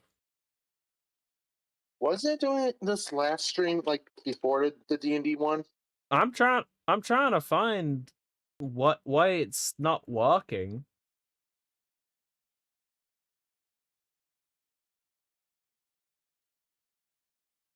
I have to say it. I have to say it. Have you tried sitting at the Wumbo?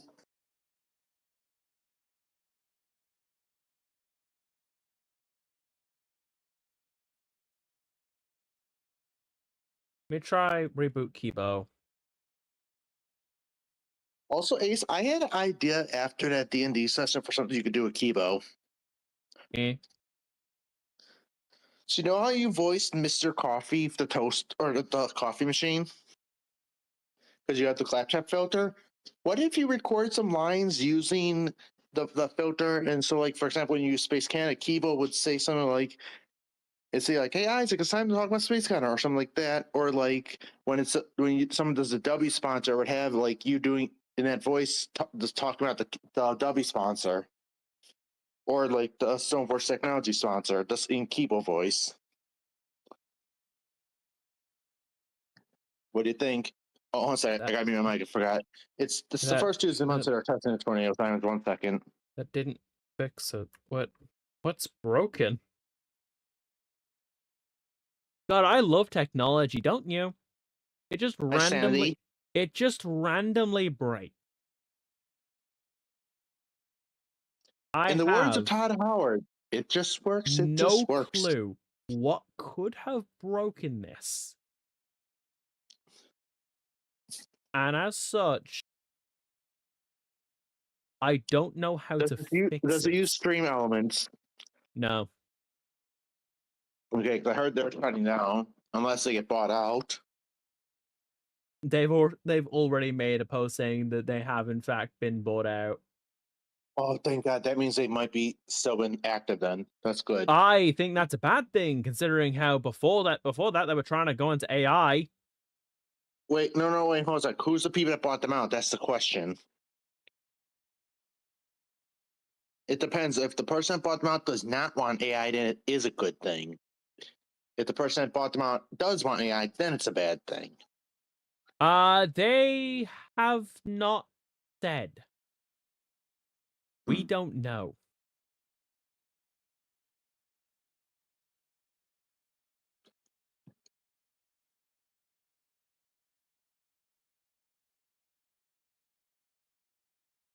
We don't know who bought them out. We just know that they got new funding and a partner to keep their platform and services operational. Gotcha. Well, at least we know that the AI bubble has bursted, because a lot of companies, like literally even Microsoft, has said like, yeah, we're not going to let our employees use AI because it's costing more than a human to use AI now. Yeah, you know, it's kind of insane. It's like, gee, everyone only warned you about this like at the beginning years ago, and now you're listening. It's almost okay. I will say this real quick. Well, if it isn't the consequences of my actions. It's kind of obvious, because the more you try to push something, the more it gets used, the more it's going to cost. Exactly. Dolly. And like I said, the picture of Pecora. Well, if it isn't the consequences of my actions. Look, it's these two morons talk. Okay, Natsu wants to fight again. How many times does me teach you this lesson, old man? Masato, be quiet. I really don't. Oh, okay. Now my yeah, Mark also warned us. A very good point. Mark warned us. And when people thought he was pro AI, he started crashing it, just going like, I was one of, if not the first, to start warning you about AI. Just like the honey situation.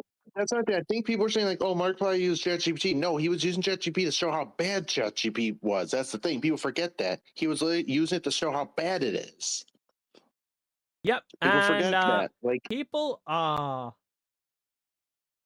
Because people don't understand. To form an opinion on something, you have to know how it works. Yeah. And you can't, if you say like it's bad without knowing about it, then you're just going in like with a biased review. He actually went in, saw it, and he's like, yeah, this is shit. Don't use it. Yep. That's how research works. Don't get me wrong. I have also used AI, which is why my stance on it is so fucking aggressive. It's a piece of shit. And even then, the way I've used it has been specifically only on stuff that I myself have made. I've only used it on my own voice samples, little doodles that I threw together and said, hey, fuck it. This thing I don't know, these random fucking scribbles, do something with it. Exactly.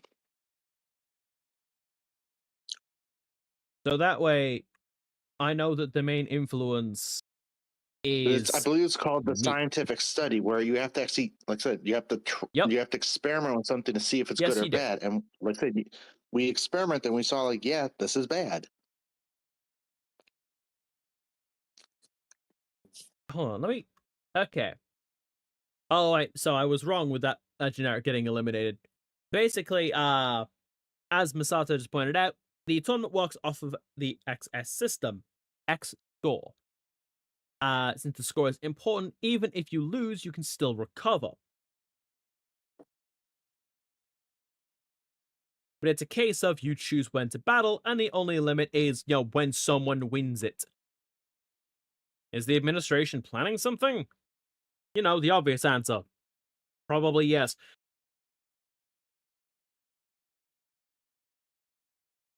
Trying to raise the overall skill levels of bladers. Yeah, too bad that's not really noticeable until Evo Battle. Which is just this game, but good. Oh yeah, Ace, you never actually replied to me about that one thing when I mentioned about those Dice Master Yu-Gi-Oh cards. You only said you never heard of them. Exactly. What am I meant to say besides I don't know about them? Give me 1 second. I'm going to switch to PC for a second. Oh, he's gone.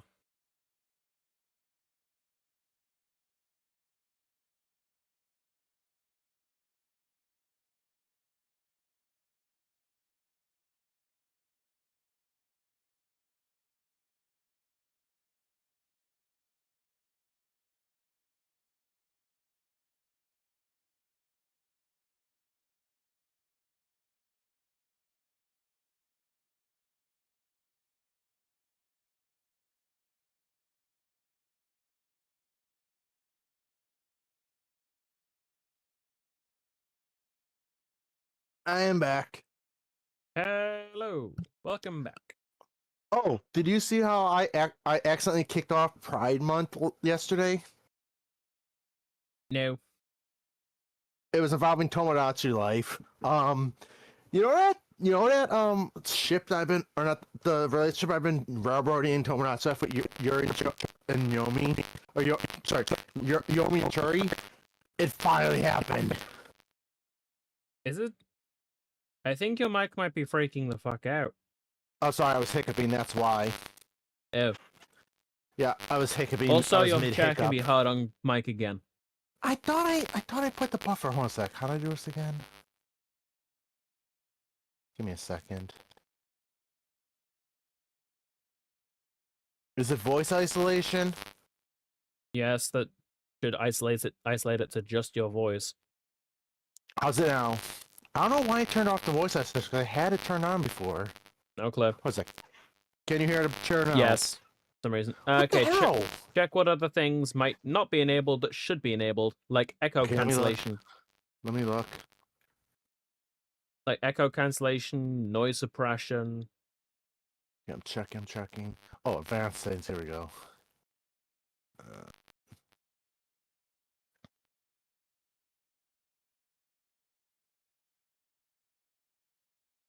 In before you hear Mikan's brain explode. No, I'm trying to find what. It's not even showing echo cancellation. What the hell? I'm in the voice and video. Oh, wait. Let me scroll down. Let's see.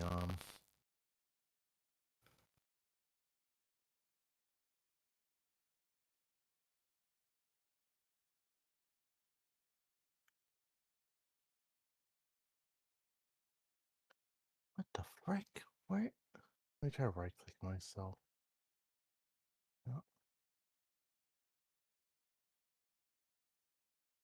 It's not show. It's echo cancellation disappeared. It's not on there anymore.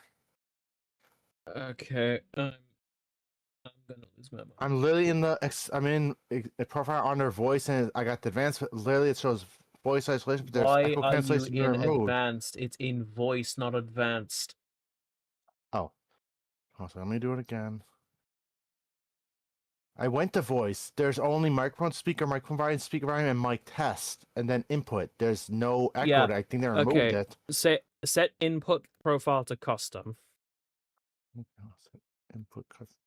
Oh, okay, there we go. Okay. I see now.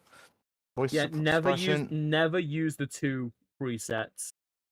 What the hell? Okay, 1 sec. I had echo cancellation turned on, so it unchecked echo cancellation. What the hell? Yeah, check echo cancellation on. Set noise suppression to crisp. Okay. Let me try to chair. Can you hear the chair now? No. Okay, so you know what it was? It basically turned off the echo cancellation. That's what it was. Welcome to Discord updates. Things break and they change the settings fucking constantly. Here's the weird thing. I didn't update the Discord between like when I check right now and when I basically change the settings. That's weird. Have you turned your PC off since? Touche. Discord will force updates on boot up. So if an update has come out in that time, then it's going to have undone it because Discord is held together with spit, duct tape, and broken dreams. It is less stable than fucking TeamSpeak. I love how you actually added the broken to the dreams part. Anyway, just them yapping about how the tournament works. It's okay. It's not like we care. We really don't. Listen, we already know we're gonna Deus Ex Machina this at some point. They're just going like, hey, maybe we should train. You two keep up with me? I'm guessing the orange-haired kid is probably gonna train. He's gonna get one of those off-screen trains where like he trains off-screen, then he comes back super strong, even though we never see his fortress labor.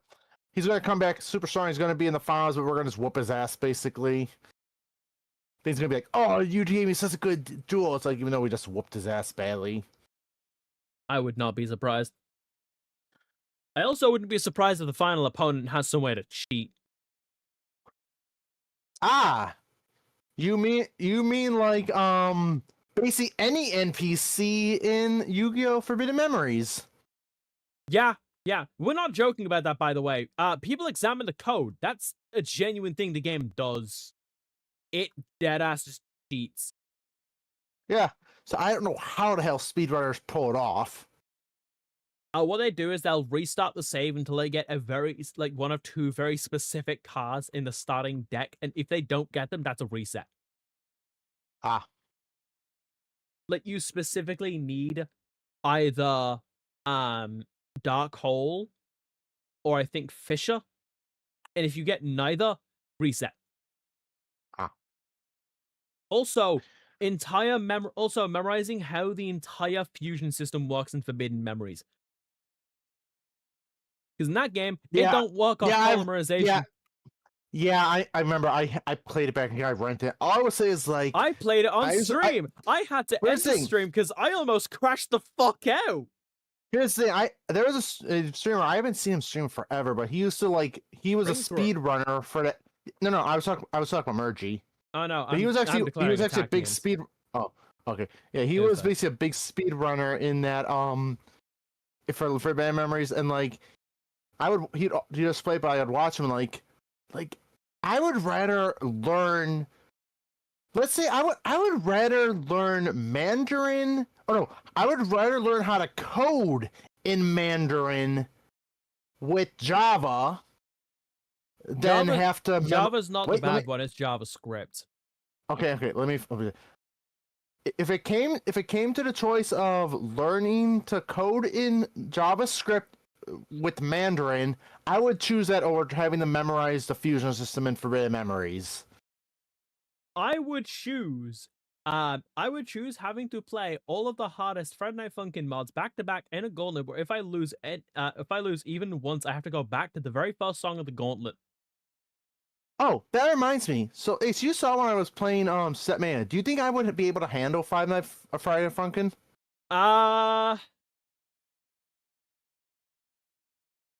Okay, you know some of the charts you saw there? Some mods consider that child's play. But you saw the Fly the Bumblebee when the background said, "I want you to lose"? That wasn't even a chart. That was just a guy being a dick. Guarantee you some Friday Night Funkin' players can actually still beat that, though. Actually, it's impossible because at one point it does have bombs in there where the bombs are featured, or at least in the old version, because this was like the 2003 version, which they've actually changed since. But the old version, there were bombs that if you press the bomb, they would explode. Oh, that's a thing Friday Night Funkin' mods have. We've had bomb mods. But this is another thing. Like with Setmania, you're only allowed to press 2 buttons at the same time, and the problem with that Fly the Bumblebee song there's parts where you have to press 3 and 4, and with how the game works, you cannot press 3 or 4 buttons arrow keys at the same time because it goes against the coding of the game. So that's how it basically makes you lose, because even if you're getting halfway, like you're doing good, it's like, oh, we're gonna do 3 arrows so you can actually purposely get a miss because the game doesn't let you put more than 2 arrows.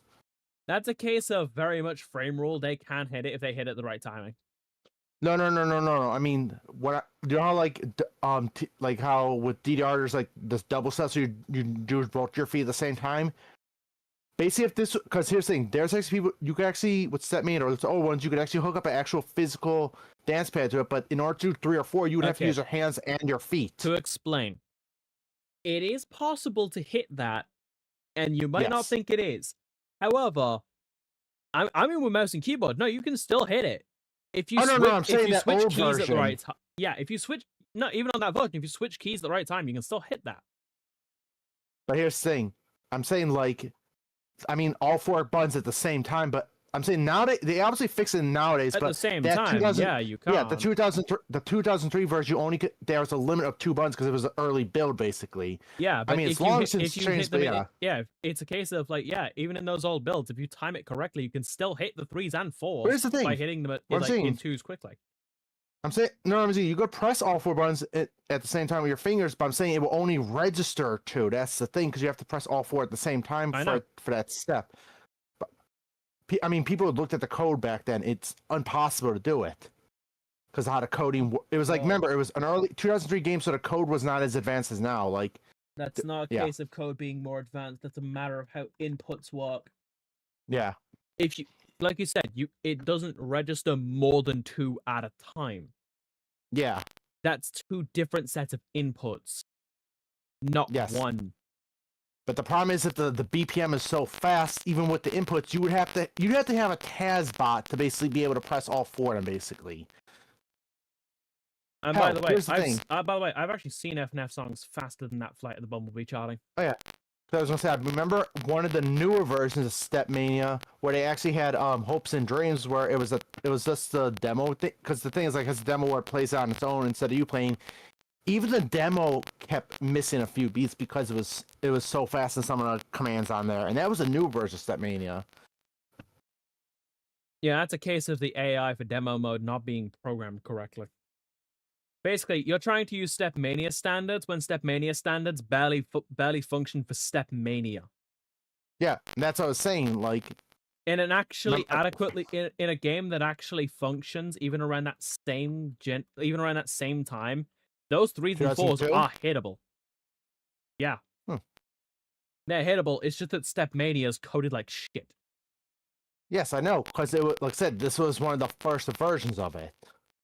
It's gotten better, but at the time it wasn't. At this point, I think it's just his mic being shit. What? Hello? Testing? Let me check my internet. Let me check my internet. Okay, so I'm going to do a speed test. Give me a second. Go ahead. Let me check. What the hell? Speed test got a 404. I think that answers your question. What is it? If somehow you 404'd the speed test. No, it's a speed test. I think it's slowing, but the actual test itself is 404. Like, you want. Like, I can't even do the test. Hold on a sec.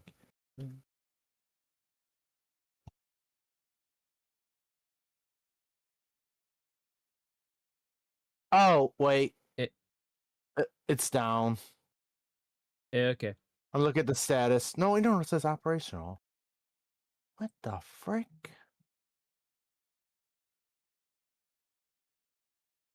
You can say fucking. No one gives a shit. Oh, sorry. What the fuck? Okay, anyways. The charity event has not started yet, Mika. True. I forgot. Yeah, charity event hasn't started. Okay. Yet. I found out what happened. It was adding the thing from before. So I actually had the /proxy, which meant it was an older test. Okay, now it's working. I don't know why it did that. Ladies and gentlemen, Mekon. It did autofill. Yeah, ladies and gentlemen, Mekon Pachi. Thank you. I'll be here all week. Try to veal. Ooh, I love that big amount of download speed. That is beautiful. What matters here is upload, not download. Oh, okay. Yeah. Upload is currently around 20 to 21. No, it's I dropped to can 19. tell. Yeah.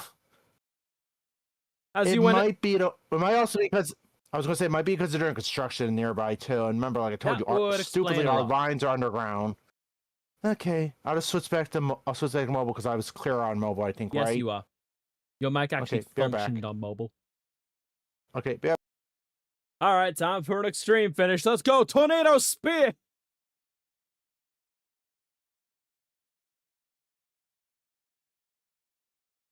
Time for an extreme execution.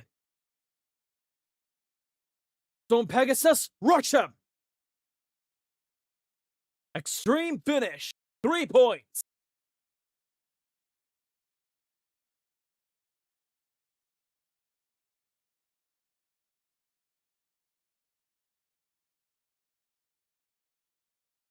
Bacon. Bacon. Bacon. Bacon. Bacon. You know what I think Mikan might somewhat be terrified of? To do a D&D. Ace with a 5-hour energy drink. No, I said to do a D&D. Oh god, it's You're these the two. DM, you're also you. I'm sure if I had tons of shit you could pull. Imagine if I learned how to describe food like Monty.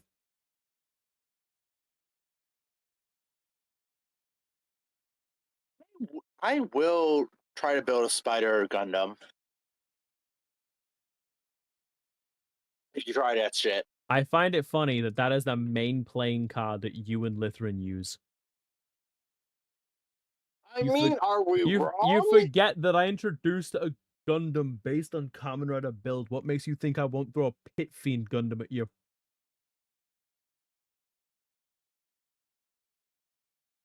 You know, this is going to be a stupid idea, but fucking we ball. What about a Gundam based on a beholder? Like it's based as a Gundam head, kind of like the Dark Gundam's lower torso, but it has the like tentacles coming out of it. And this would be a boss, like it would be a beholder Gundam, and like you know how the beholders had the like the one beam like petrifies. That beam would temporarily disable your systems, or like the blindness one would basically turn off your visual or radar. The petrify one would basically shut off your movement systems temporarily. Just shut up.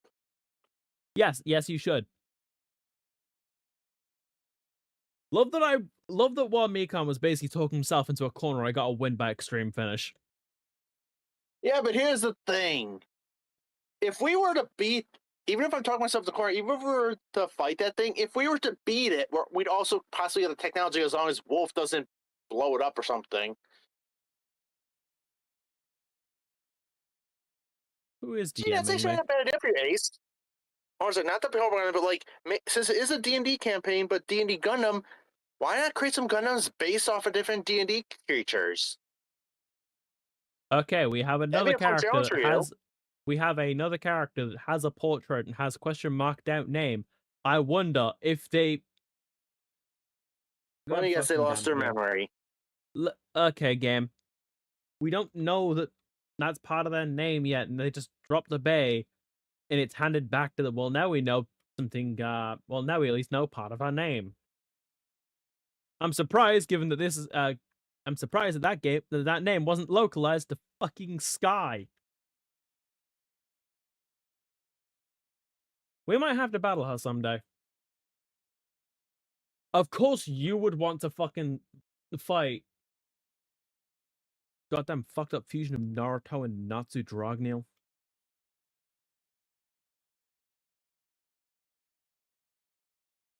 I'm not touching that one.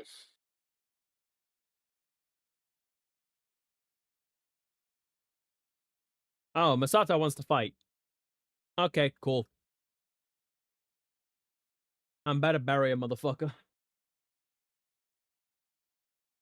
Hey, so you're talking about the coding JavaScript being bad. What about C++? Yes. C++ is probably the most stable language there is at the moment. Annoying to learn, but at least you get consistent results.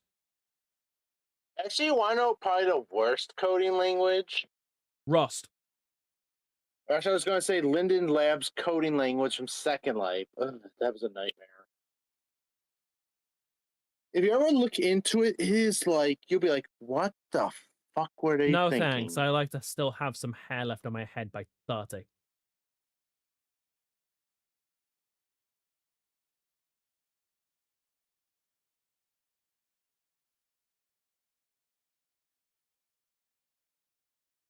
Okay, extreme finish.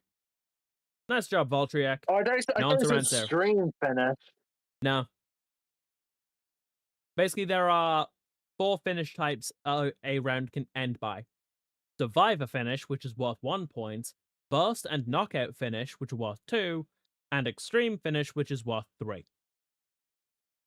Okay, There are two ways to get an extreme finish. So here's the thing. So Linden script language LSL is primary program used to build interact behavior animation in Second Life. Additionally, queries use SL Lua modern script tool based on the LUAU Luau Oh something god. language. Fucking luau. Yeah. Key language features: state-driven architecture. SL is built around states, e.g., a door being a default, open, or closed. Event-based execution. Code runs a response to in-world or actions or stimuli, such as avatar touch an object, touch underscore start, or enter a specific zone. I already Server-side know more than I execution. need to know about why this is a bag of shit. Yep.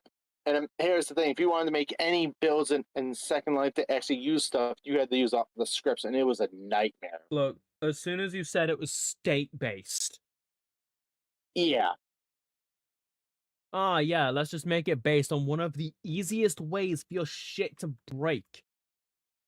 Yep. Because if an update interacts with how states work in any fucking way, everyone's builds break. Yep. Behold, this is why you never use state-based. Yep. Because effectively, if they change how the states work at all, it freaks the fuck out. Because now they're trying to call upon a third state that doesn't exist. You effectively got a light switch that should be at either on or off. Somehow you've got it stuck in the middle. Yep. Ace, we're talking about the time I tried to make a thwomp in for a Mario Kart and thing in there, where I made it go up and down. It went down, but when it went up, it skyrocketed into the ceiling or into it skyrocketed into the sky like 400 or 400, not 400, 4,000 meters in the sky, and then eventually came down. And it came down in an instant, but didn't hit anyone. It just teleported down. It didn't even move down. All right, And time time to send the bullshit. Oh. Voltriac versus Drawn. Okay, this is an easy one.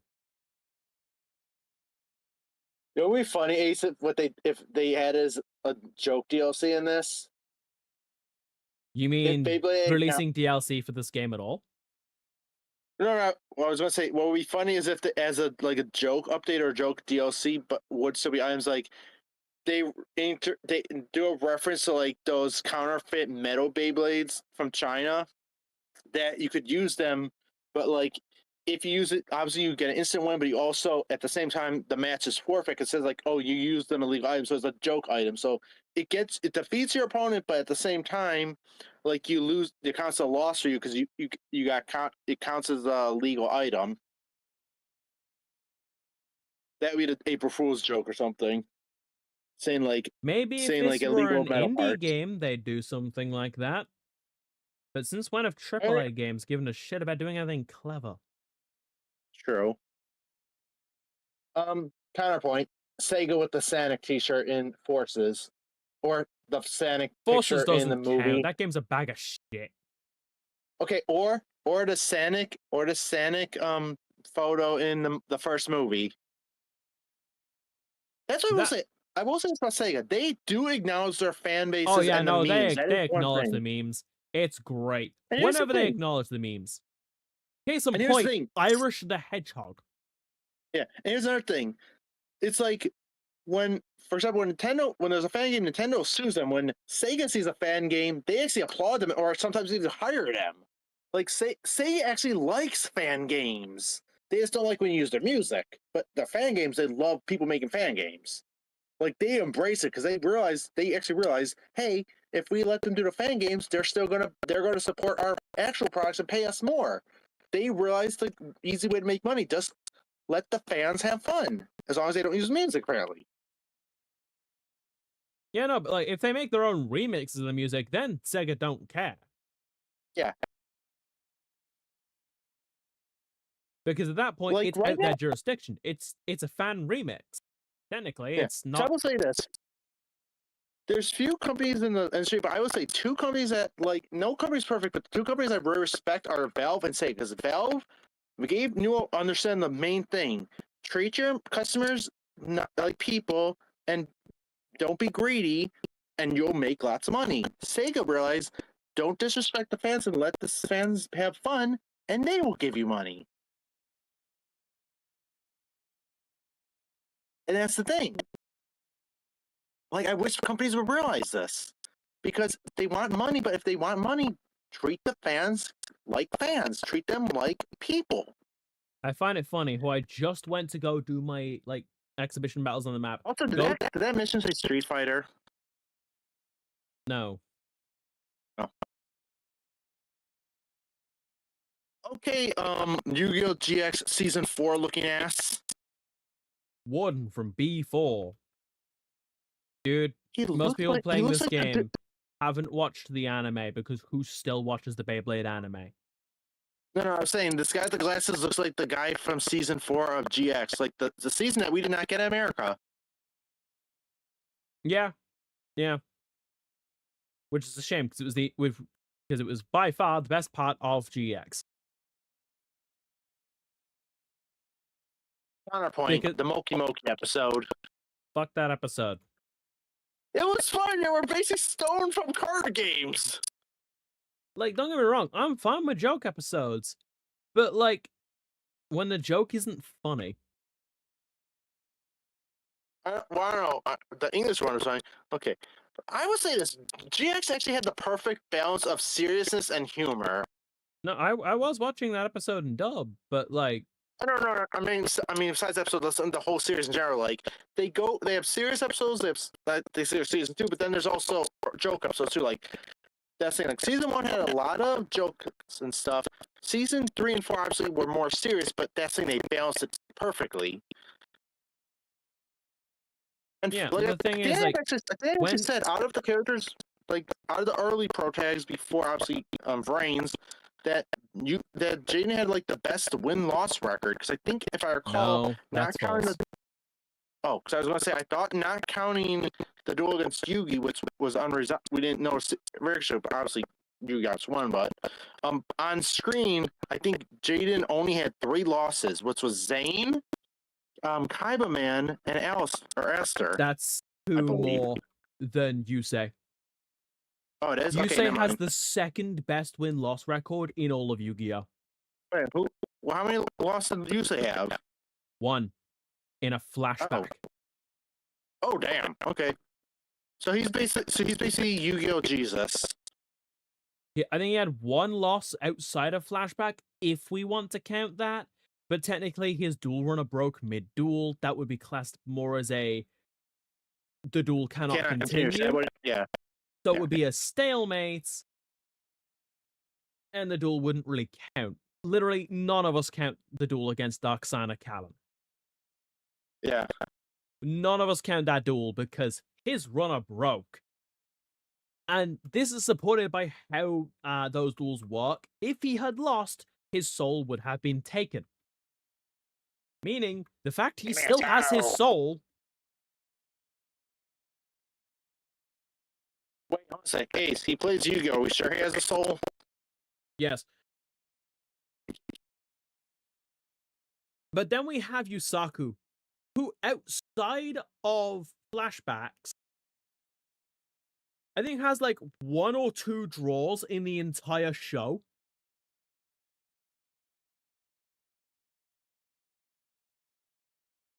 Everything else is a win. I do like that. I think you said was it Frames or 5D or was it Frames? You said was the first time you saw someone break on their opening hand.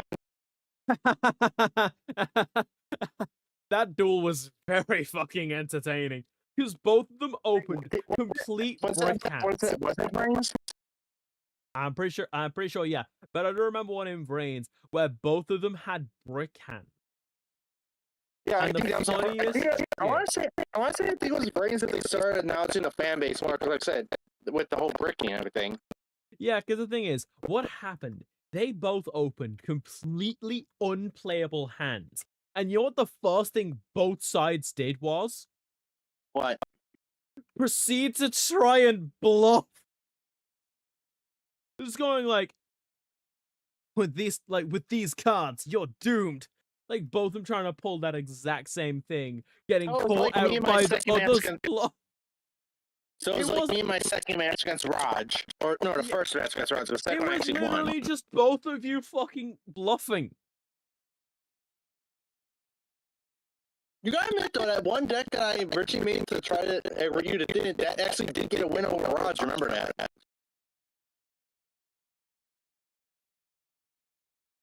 My favorite card was, but Raj was not expecting that card. It was a trap card that they played. He was not expecting that.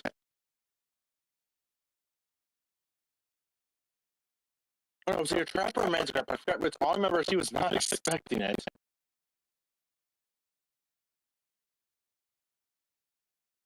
I'm about to end this duelist's this blader's whole career. Look at that difference. Plus 13 versus plus 3. Someone's not getting out of bed ever again. Oh, yeah. I actually found out there actually is a real way of cheating in Beyblade. It was in the anime that was considered cheating, and they also considered cheating in real life too at tournaments. If you use a longer cable or zip or whatever. Because the longer one, Tornado Spear! Am I right, Ace? Yes. Because it can provide more spin, which means it's going to hit with more force. Yep. I remember at the video I saw, I think it was Iceberg video I was watching, they actually said, like, judges, when they had tournaments and stuff, judges actually had to measure and to make sure people weren't using extra long ones or just a few bits over. Yeah, because even one extra notch can make a big difference. Also, you know what does suck, though? I think this was at a Yu-Gi-Oh! Tournament. You know how Yu-Gi-Oh! Tournaments, like, you have to have your deck registered and have Yes. everything in your deck and side deck? Basically, what happened is, this one guy was actually a tournament champion. Someone stole a card out of his deck, and they disqualified him because it wasn't in his deck, but he literally said it got stolen. They go, we don't care, it's not in your deck, but you registered it. It's like, dude, it was stolen. That is a case of I'm convinced that judge was paid off.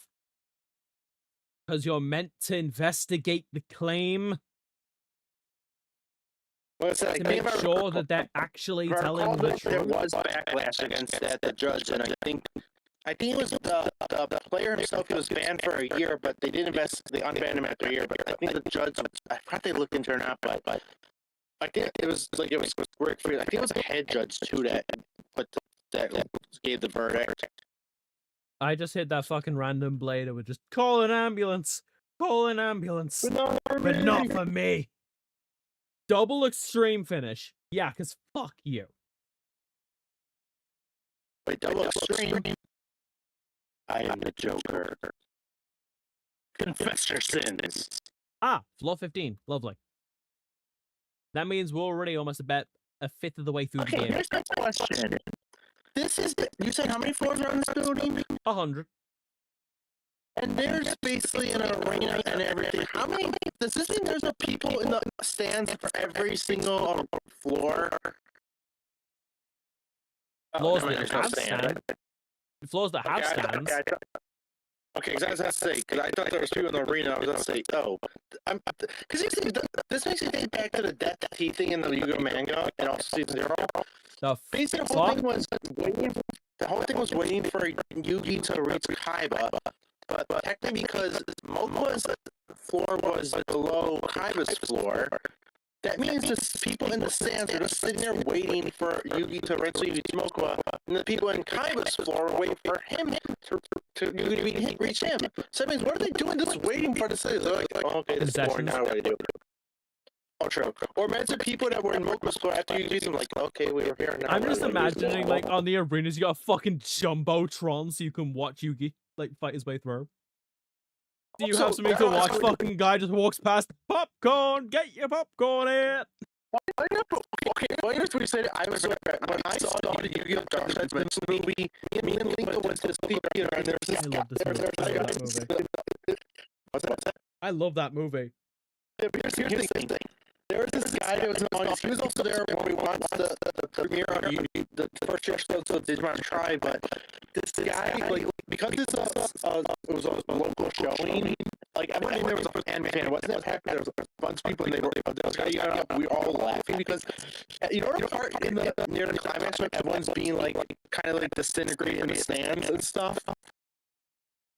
Like, there was one guy, like, one part, the guy is, like, when he's disintegrated, there's someone holding a bucket of popcorn, but the way the bucket's rotated only says corn on the bucket, and the guy himself, this guy's got a bucket of corn! No, this guy's corn, and we just all died laughing. But even funnier was during the Digimon Try premiere, like the episode one, and it was like, when it shows like the season 2 character getting disappeared, the same guy that did the California, this is new and then goes, okay, no, and then everyone died laughing. Oh yeah, also, at the same time, during Dark Side Dimensions, when Kaiba threw the thing saying, like, also fire whoever that made that Kaiba Core production bend like that, the guy was like, I know the exact line, and I know exactly how you misquoted it. I know, I misquoted it, but it's been a while, but like fire whoever designed that bottle. Kaiba Core products shouldn't bend so easily. Yeah, and like I said, that same guy on the shouts, screw rules, I have money. Yeah. I'm convinced didn't get kicked out for the shouting. Here's the thing. It was like there was this.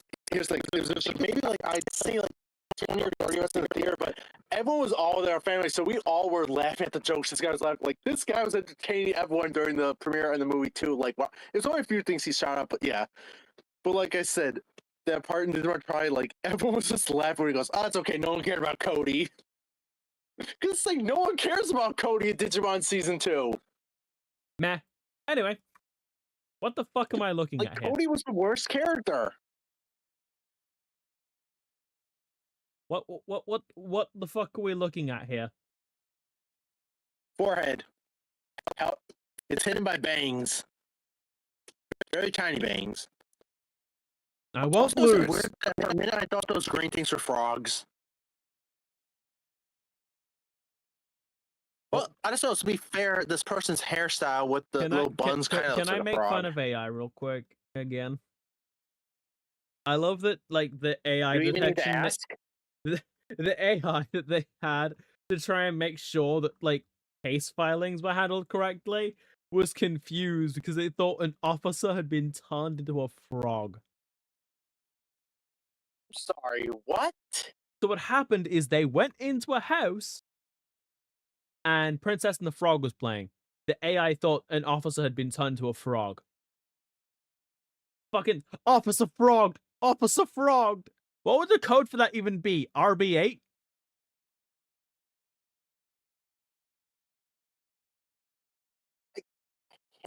I can't even. I didn't even make this up. Please feel free to look that up. It's so fucking stupid. I love it. Isaac versus John Strong. I'm a level stronger than you. Huh. You're a pro blader, and you're lower level than me. Storm Pegasus, you know what to do.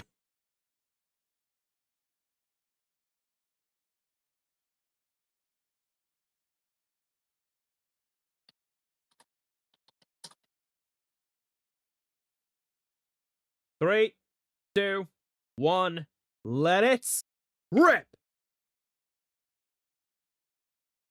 Who could have guessed? Perfect bonus.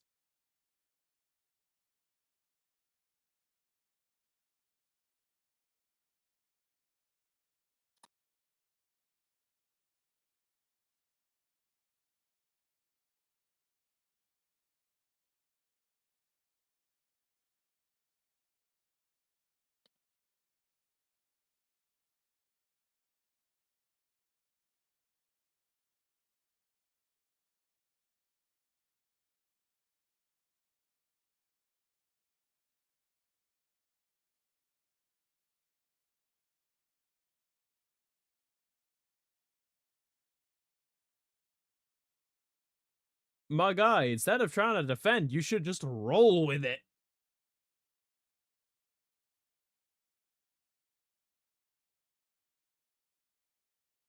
Tornado Spear.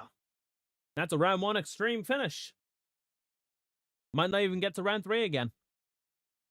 Against what's meant to be a pro blader. This is a boss fight. That's a +8 versus a +0. This is a boss fight. This is a dodge.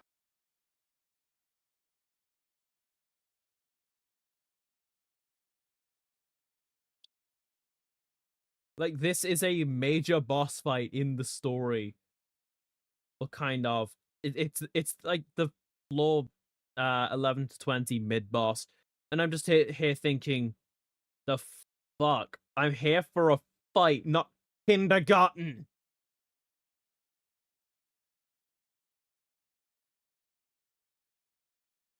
Extreme finish. Not going around 3. Knife Shinobi has not gotten to do anything. I powered it up so that it could actually fight, and it's still not gotten a chance. By the way, expect this kind of thing to be happening in Evo Battle too, except it's harder to do there. Also, why I'm frequently going to be broke as shit in Evo Battle.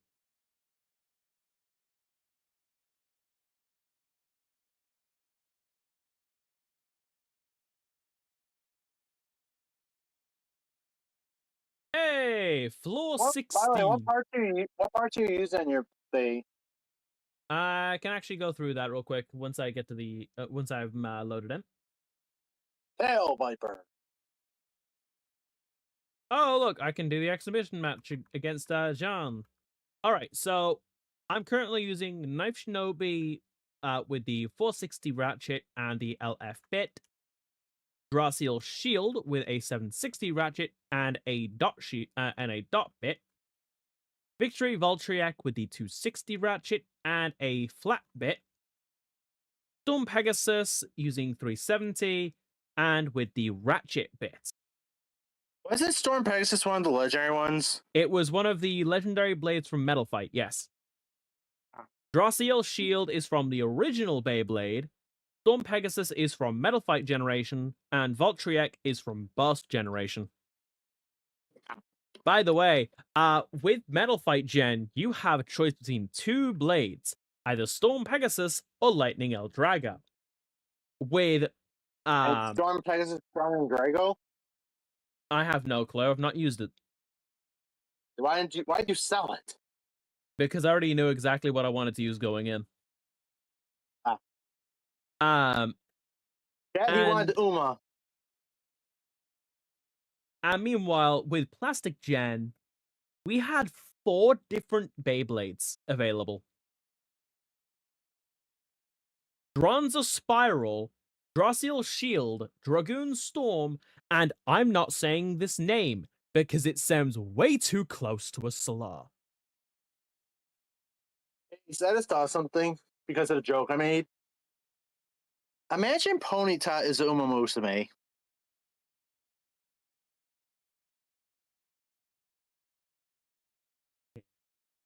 Just to suffer.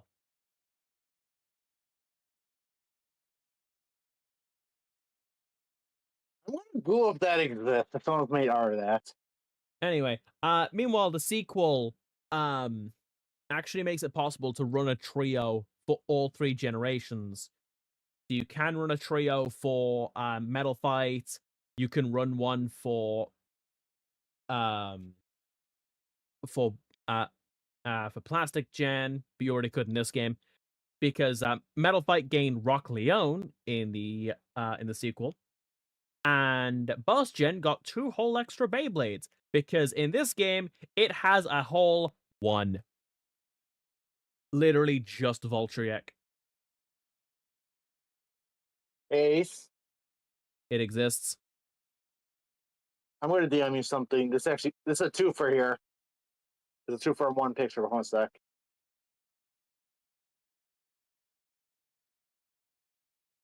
Huh. Zeb Striker looks way too close to one of the actual Umas. For my One sec. liking. There's a person made a second picture with their actual race clothes. One sec. I know, like Zeb Striker looks like Zeb Striker in uniform looks way too close to Helios for my liking, and I fucking detest Helios. I was gonna say a few almost actually have like similar hairstyles, but yeah. I know, I just fucking hate Helios. Oh. Oh right, There's a the bad Excel one. Stadium. This one, its gimmick is that pad in the center, where occasionally it will turn on.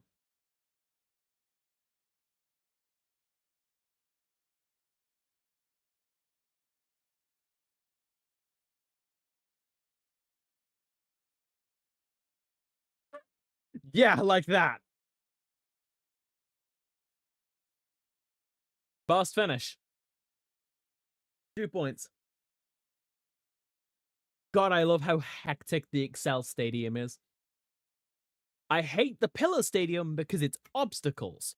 I love the Excel Stadium because it's funny.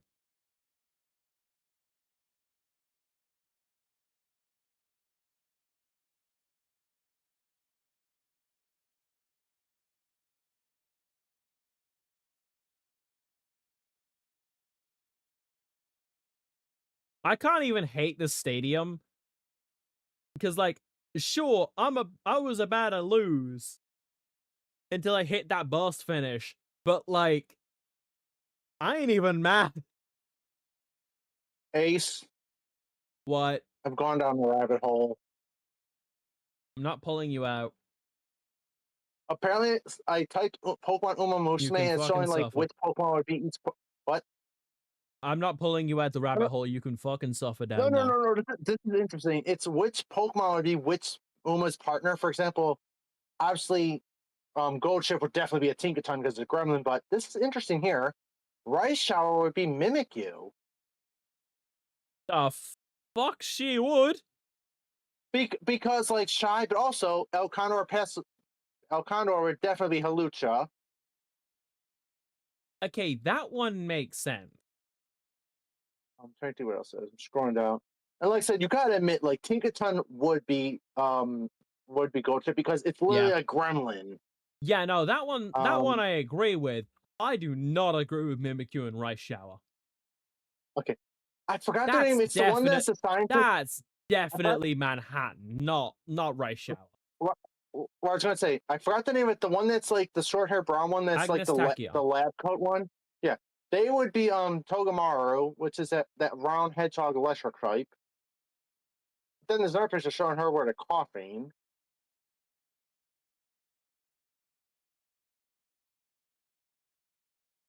What? Who are the coughing? I forgot the name. Hold on, I'm trying to remember.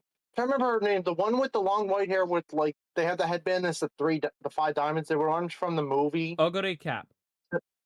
Yeah, it's showing her with either Munchlax or Snorlax. Yeah, that makes sense. Only person I know who eats more than a fucking saber class servant. Yep. Also, this one I can understand. Which, by the way, if you know your fate, you know that's not a compliment. A saber class servant can out-eat a Saiyan. Also, I will say this: I agree with this one. Haru would be a shiny center, a shiny fur. I could see that because shiny fur it's pink, and because it's just Because like ain't nothing gonna break cheerful. my stride. Yeah.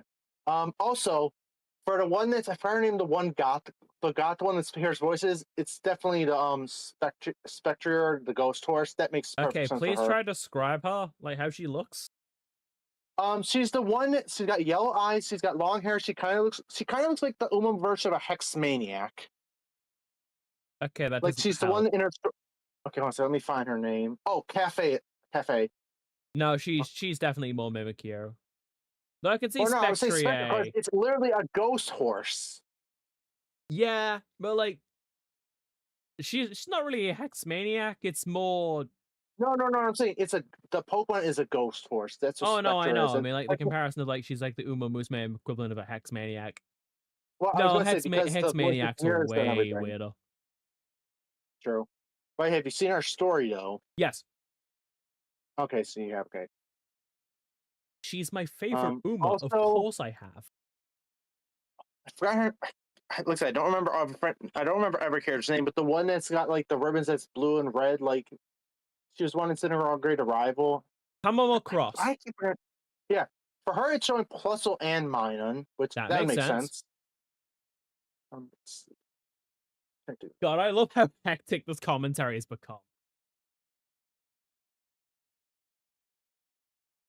Get some spam. I love how I was expecting to go into this, like actually getting to use multiple Beyblades. I've just been able to storm everything with Storm Pegasus and Victory Voltryek.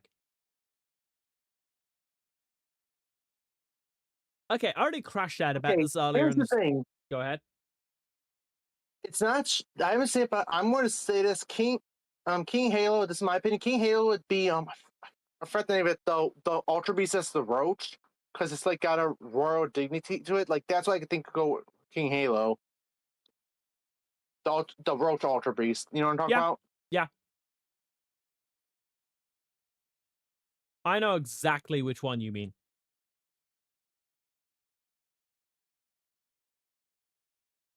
Also, I already crashed out about this earlier in stream, but fuck it. You know what? I'm doing it again. Jesus fucking Christ. How this game handles the skills is insufferable. I'm so glad they changed how it works in Evo Battle, because in this game, your base X skills are tied specifically to the head part of the bay. And different colors have different skills. You can't change them either. That wasn't added until Evo Battle. Evo Battle also added another feature that I really like. That one's not for gameplay reasons. That one's because I'm me. Evo Battle added the ability to repaint Beyblades. I don't know why this is a feature they added, but like, I'm glad they did.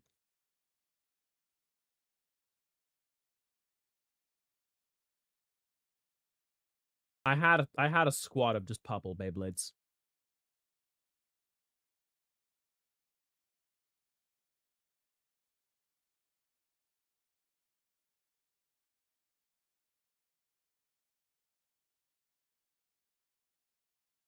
Oh, you fucked up. Let's go.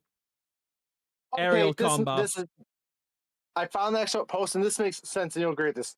Mayano Top Gun and Dragapult because Mayano Top Gun is based on a plane fan, and Dragapult is the Pokemon is basically a Pokemon fighter jet. It's basically a stealth based on stealth bomber. All fun and games till the sky starts missing pixels. TM Opera O with Primarina, the Diva of the Sea and the Diva of the End of the Century. Silence Sakuna and Botan. Sakuna prefers to have a partner to practice with for Suzuka. races. Yeah, sorry. I'm not really honest if somebody's aren't thinking. Vaca with Cyclizard, the motorcycle Pokemon and the motorcycle fan. Hey, it's time for another major fight. Okay, I'll be quiet during this one. Or I won't talk about this. Yeah.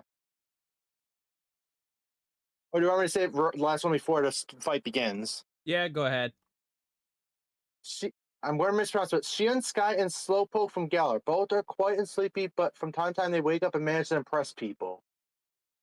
Honestly, saying Sky, I can somewhat see that.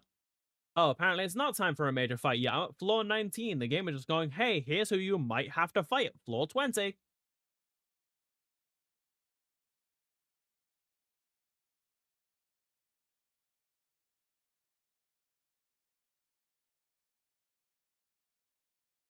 Do you want to battle with me? Okay. Anyway, time to get folded like a fucking omelet.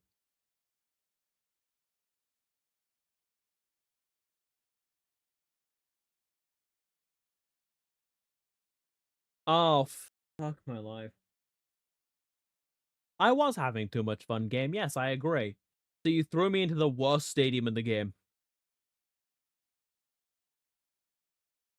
Also, there's another optional for Haru.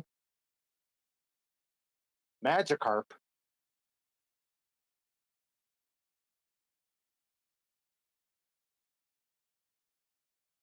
I feel like the only way this makes sense is because Magikarp evolved into Gyarados. Well, I was saying, remember, Haru, real life Haru never won a victory, but she never gave up. But Magikarp obviously is, they consider it the weakest Pokemon, but when it finally does evolve, it's a powerhouse. And it evolved because it never gave up. And that's the thing, the lore of Magikarp is if it swims up a waterfall, it turns to Gyarados. So yeah, it never gave up and became it. And also, Pixel Showing shows two Pokemon, which show Magikarp and Spinda, which I can see a Spinda for her because she always gets dizzy.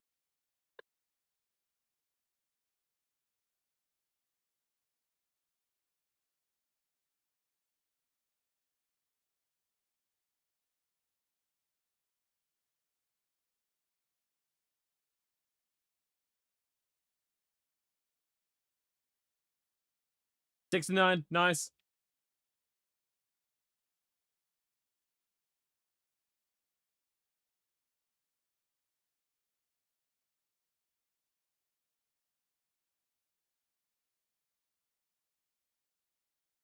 Ah, the most anticlimactic win.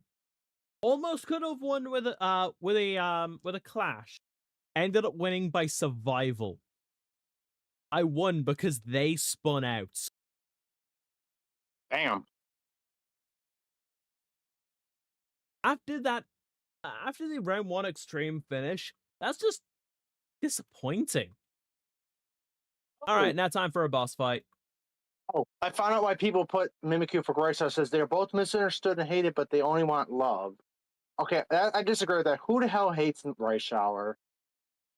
Please I'm identify guessing unless yourself so you can rightfully be punished.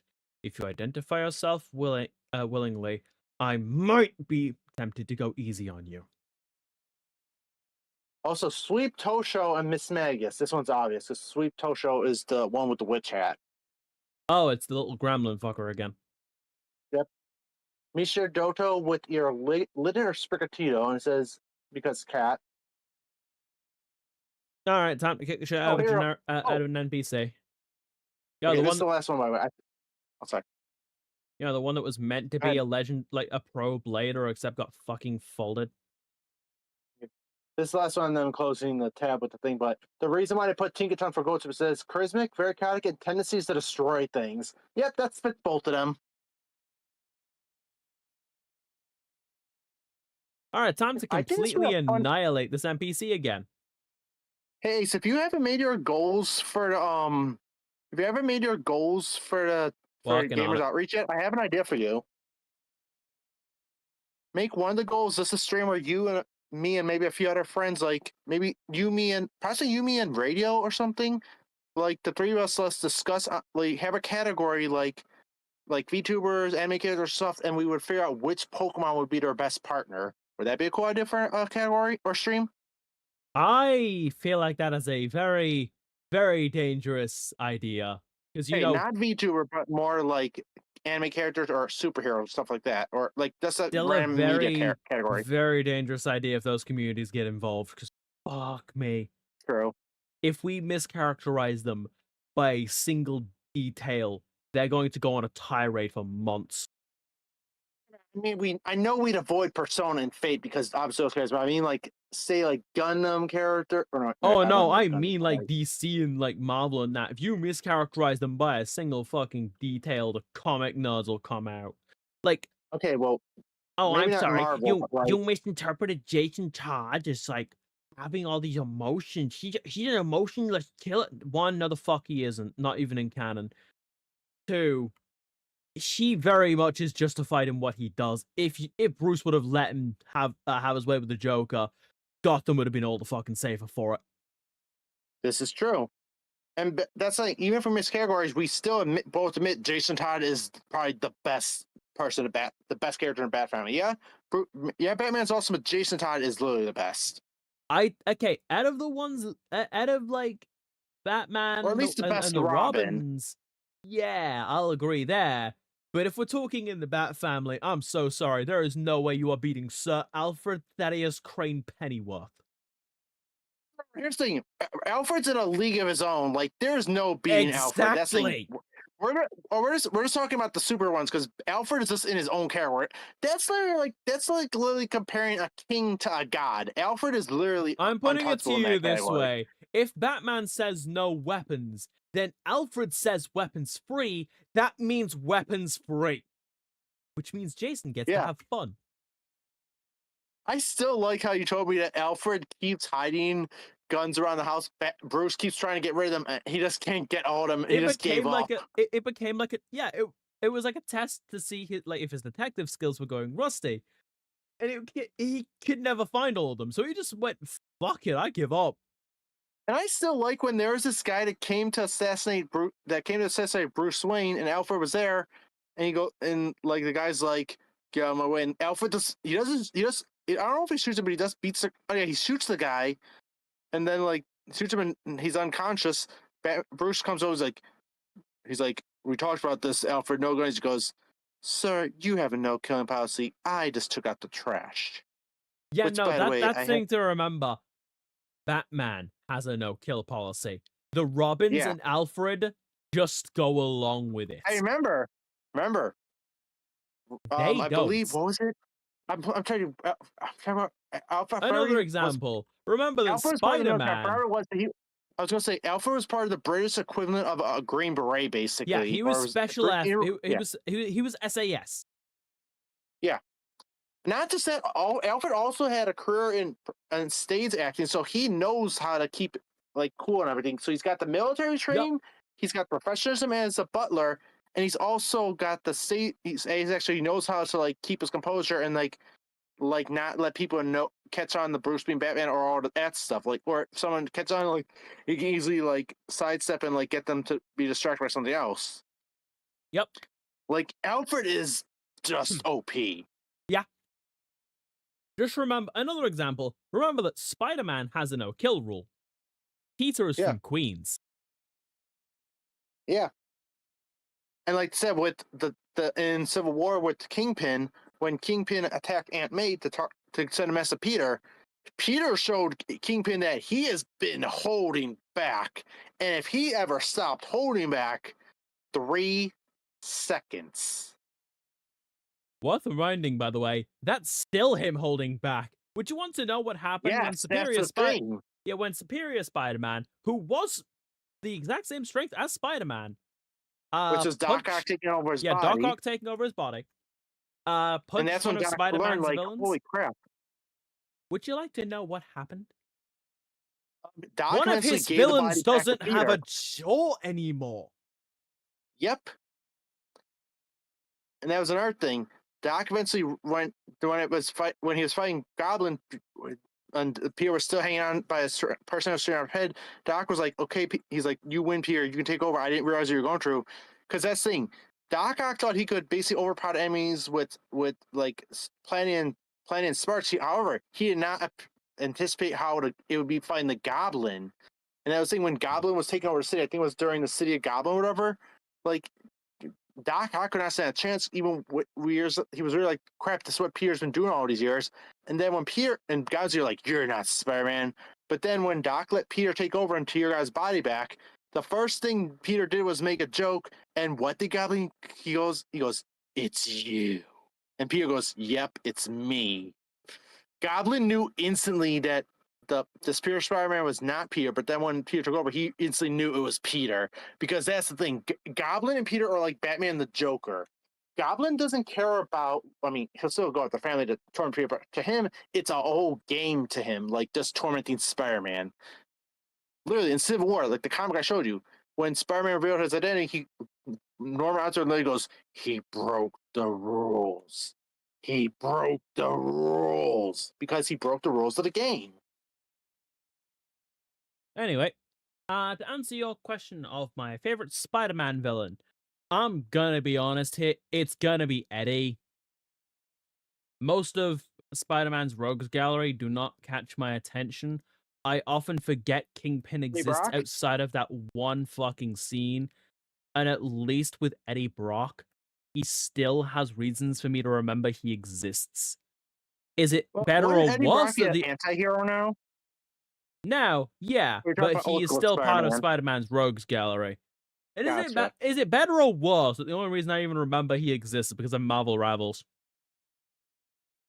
I can agree. The reason why Eddie is so cool is because Eddie hates Spider-Man because Spider-Man ruined his life and the guy's career broken, and Venom symbiote hated Spider-Man because he wanted to be part of Spider-Man, but Spider-Man rejected him because in the comics, the Venom, the symbiote wanted to keep fighting crime. So even while Peter was sleeping, the symbiote made him fight crime while he was sleeping, but it was exhausting Peter and like draining him. So he actually got rid of it, and because basically Eddie Brock was hated Spider-Man, and Venom Symbiote, who was just mad at Spider-Man for rejecting him, the two of them came together and they just had a intense hatred of Spider-Man. And also Eddie knew who that Spirit was Spider-Man because of the Symbiote basically told him. He's a really good character, I agree with you. Yeah, but like the thing is, I only remember he exists because of Marvel Rivals. See, I loved Venom in the Spider-Man animated series in the 90s. He was such a good character. But like it's the interactions he has in Rivals are why I remember him.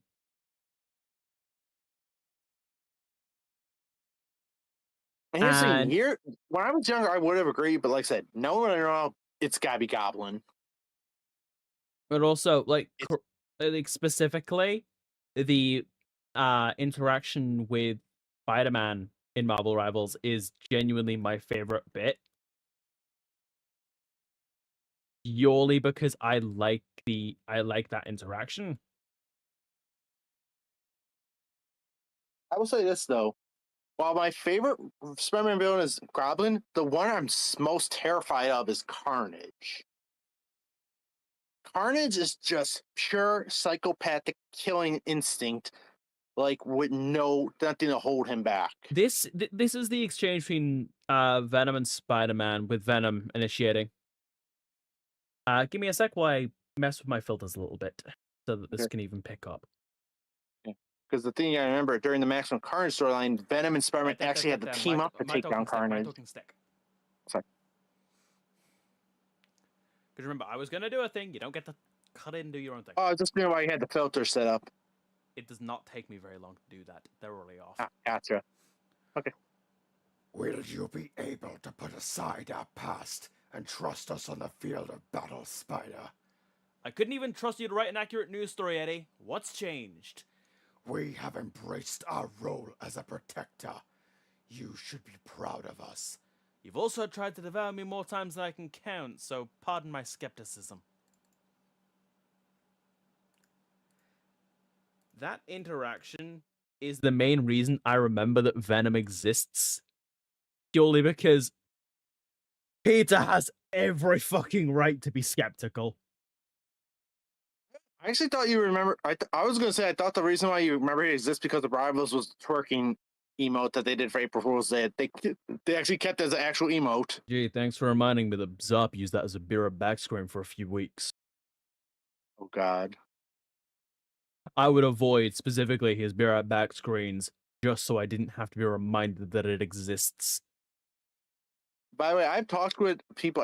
I believe it was Kiko was talking about this when she was talking about Rivals. Like her in the chat were discussing like which characters they would like to see Rivals, and Kiko being a huge comic book fan and me being an early '90s comic book fan, like some of the ones I suggested for tanks, I suggested Rhino, Juggernaut, and I believe Sentry. But also, you know how like early days of Rivals, they said like, oh, Spider-Man is hard to it's hard to deal with because he could fly around fast. Again, like going back to Goblin would be the perfect counter for Spider-Man. He could also be Arrow, but he could counter Spider-Man. But some No, characters the that would be biggest cancer for Mastermind classes. Spider-Man and Marvel Rivals is a Spider-Man player. They are their own worst enemy. Stop diving the fucking saying- point. Anyways, so other characters, Mastermind characters, obviously Kingpin, because he would be a tank, but he would also be more Mastermind. Apocalypse, and Mysterio. Yeah, the thing is, like, And not- the problem there is Marvel Rivals currently, it is basically impossible to play the game and have fun unless you're in a private lobby. Because how True. many of you insta-lock duelists? And how many of you Wait, what also is the bitch that duelist your class? medic isn't doing anything when you aren't near the medic to heal you in the first place? Don't bitch about the medic when the medic didn't have a chance to heal. So it's kind of like how Overwatch characters treat Mercy. Yes. And here's the funny thing: to this day, the one hero shooter or class-based shooter that everyone loves to hear is TF2 because everyone loves the medic. Literally, the medic heavy combos is Hold on, just the hold on, tried Megan, and true shut up. method. Should I thought he was Junior or Ulrich? But nice to see you. It's always nice to have a new Drift lad around here. I am Isaac Archer, the Drifter Constant, and welcome to the In-Between. What game am I playing? It is in the stream title, but if you can't see it for some reason, like, I don't know, YouTube freaking out, this is Beyblade X XOne. XOne, I still don't know how it has meant to be pronounced. We just beat floor 20 out of 100. We are a fifth of the way through the game. Also, In one should I stream. tell chat the idea I had for the April Fool's Day joke that you said we would laugh at? That if they did, it would be cool to do, but it would also make Sayu the most paid voice actor in the game. So, chat, I had an idea. You know how like some games do April Fool's Day jokes, especially online ones? Like how they, for example, like Minecraft has theirs every year, or like some games have like maybe like the skins or the guns like make clown horns when they shoot it. But my idea for what Rivals could do for April Fool's Day one year is just everyone is Deadpool, because you know how like the Deadpool, there's like Deadpool, Lady Pool, Head Pool, stuff like that, Cowboy Deadpool. My idea would be like every character has a Deadpool skin during the gameplay, and they're all voiced by Deadpool. They still play the same, but they just have Deadpool skins. They're voiced by Deadpool lines. But Ace pointed out that would make Sayu the most paid voice actor in that game. But it would just be funny, and it would be Deadpool interacting with Deadpool, and they'd have unique voice lines like, "Hey, Rogue Deadpool. Hey, Spidey Pool." Like, it would just be hilarious, and No it one- would be canon too. Yes, it would, but also no one would want to play. I know. Because I think would say about it. definitely Monarch would not No, want. I would say think about Monarch it. definitely would not play. Let's use our brain for a second here, Mikan. I know that's very Yes. difficult for you to do, but think about it. You are suggesting for an April Fool's Day event, you overwrite everyone's skins and voice lines to just be a Deadpool version of that character. It would only be that day, by the way. Yeah, but only on that day. But people are not going to want to play because they don't want to play with this fixed skin with these altered voice lines, even if it's only a day long.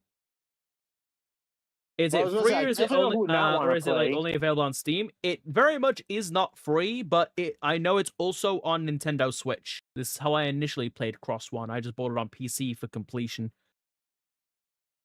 I was going to say, you're saying when I play, I definitely would not want to play because they're tired of Sayu voicing characters they find attractive. Because I think they Most of currently the are- internet. No, I'm saying like a certain person in particular, because I think she currently says Gambit is who she is attracted to in that game. Remember, you know what I'm talking about, right? Yeah. But also, She'd be like, do you actually "So have you would no have a sense of idea? crisis if You that happened, actually by the have way." no idea how little that narrows it down.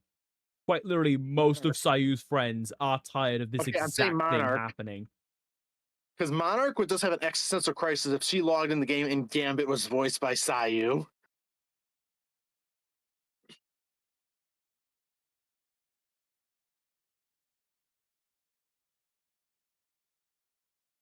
But also, if you're gonna play XOne, don't play the sequel, Evo Battle. You lose out on nothing by not playing XOne. Well, you do. You lose out on a single title, but that does Hey, so you nothing. aura farming right now? No.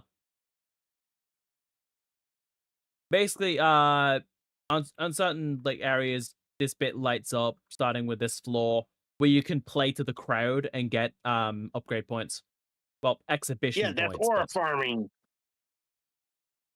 Bye, Judy. Hi, Judy. Hope you enjoyed the luck. I will be right back. I need something to drink. Speaking of something to drink, have you tried going to w.gg and using code INBETWEEN for 10% off at checkout? Motherfucker, I was about to do it when I came back.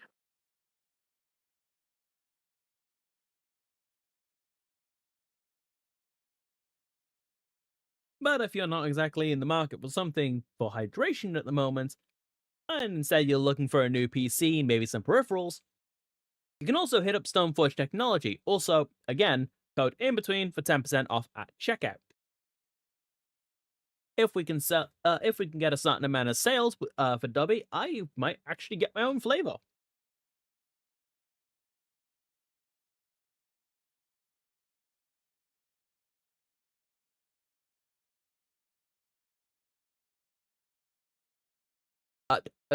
Dude, what the fuck?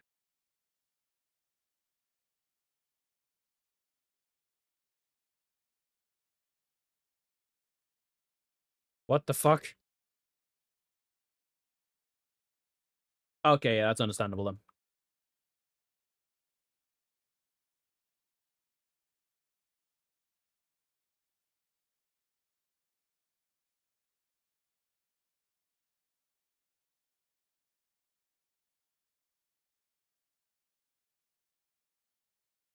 It's like, since we both like sushi, we should get along. I like this logic.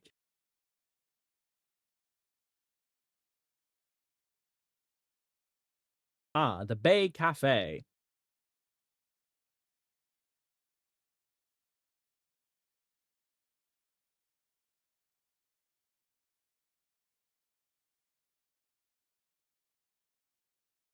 Sure, let's battle.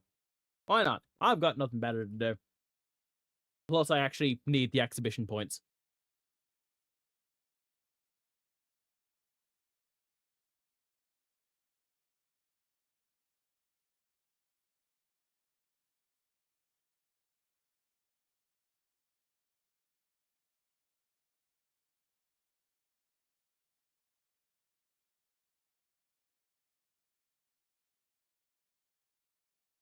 Okay. That took a little bit longer to load than usual. Storm Pegasus versus Sphinx's Cowl. 3, 2, 1. Let it rip! Hey, look, it's another perfect launch. When's the last time I failed a perfect launch? I know I failed it at least once.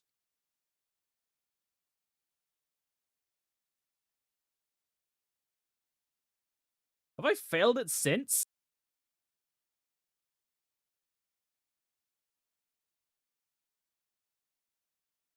I know I've definitely failed the rock paper scissors minigame for the XOne mode. But I think I've only failed the perfect launch once. There we go. Follow attack. Chase him down, Pegasus.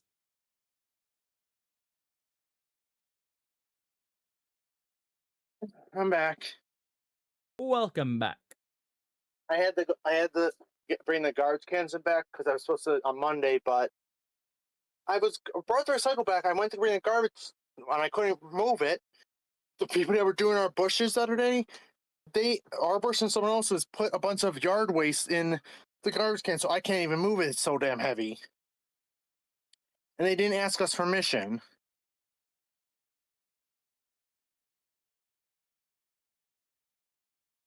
I'm out of breath because it's like 90 something outside. What is the temperature outside? It's 74 degrees outside. Remember, Chad, that is Fahrenheit, not degrees Celsius. He's American. I'm British. Yes, I'll transfer. Once I'll do it. That's about like 20, 30 degrees here. Yeah. I think it's somewhere around like 27 degrees. It is 23 degrees. Or 23.3 repeating Celsius. All right, so more than so less than I less than I thought. Yeah. And a reminder, the UK was just going through a heat wave, so Yeah.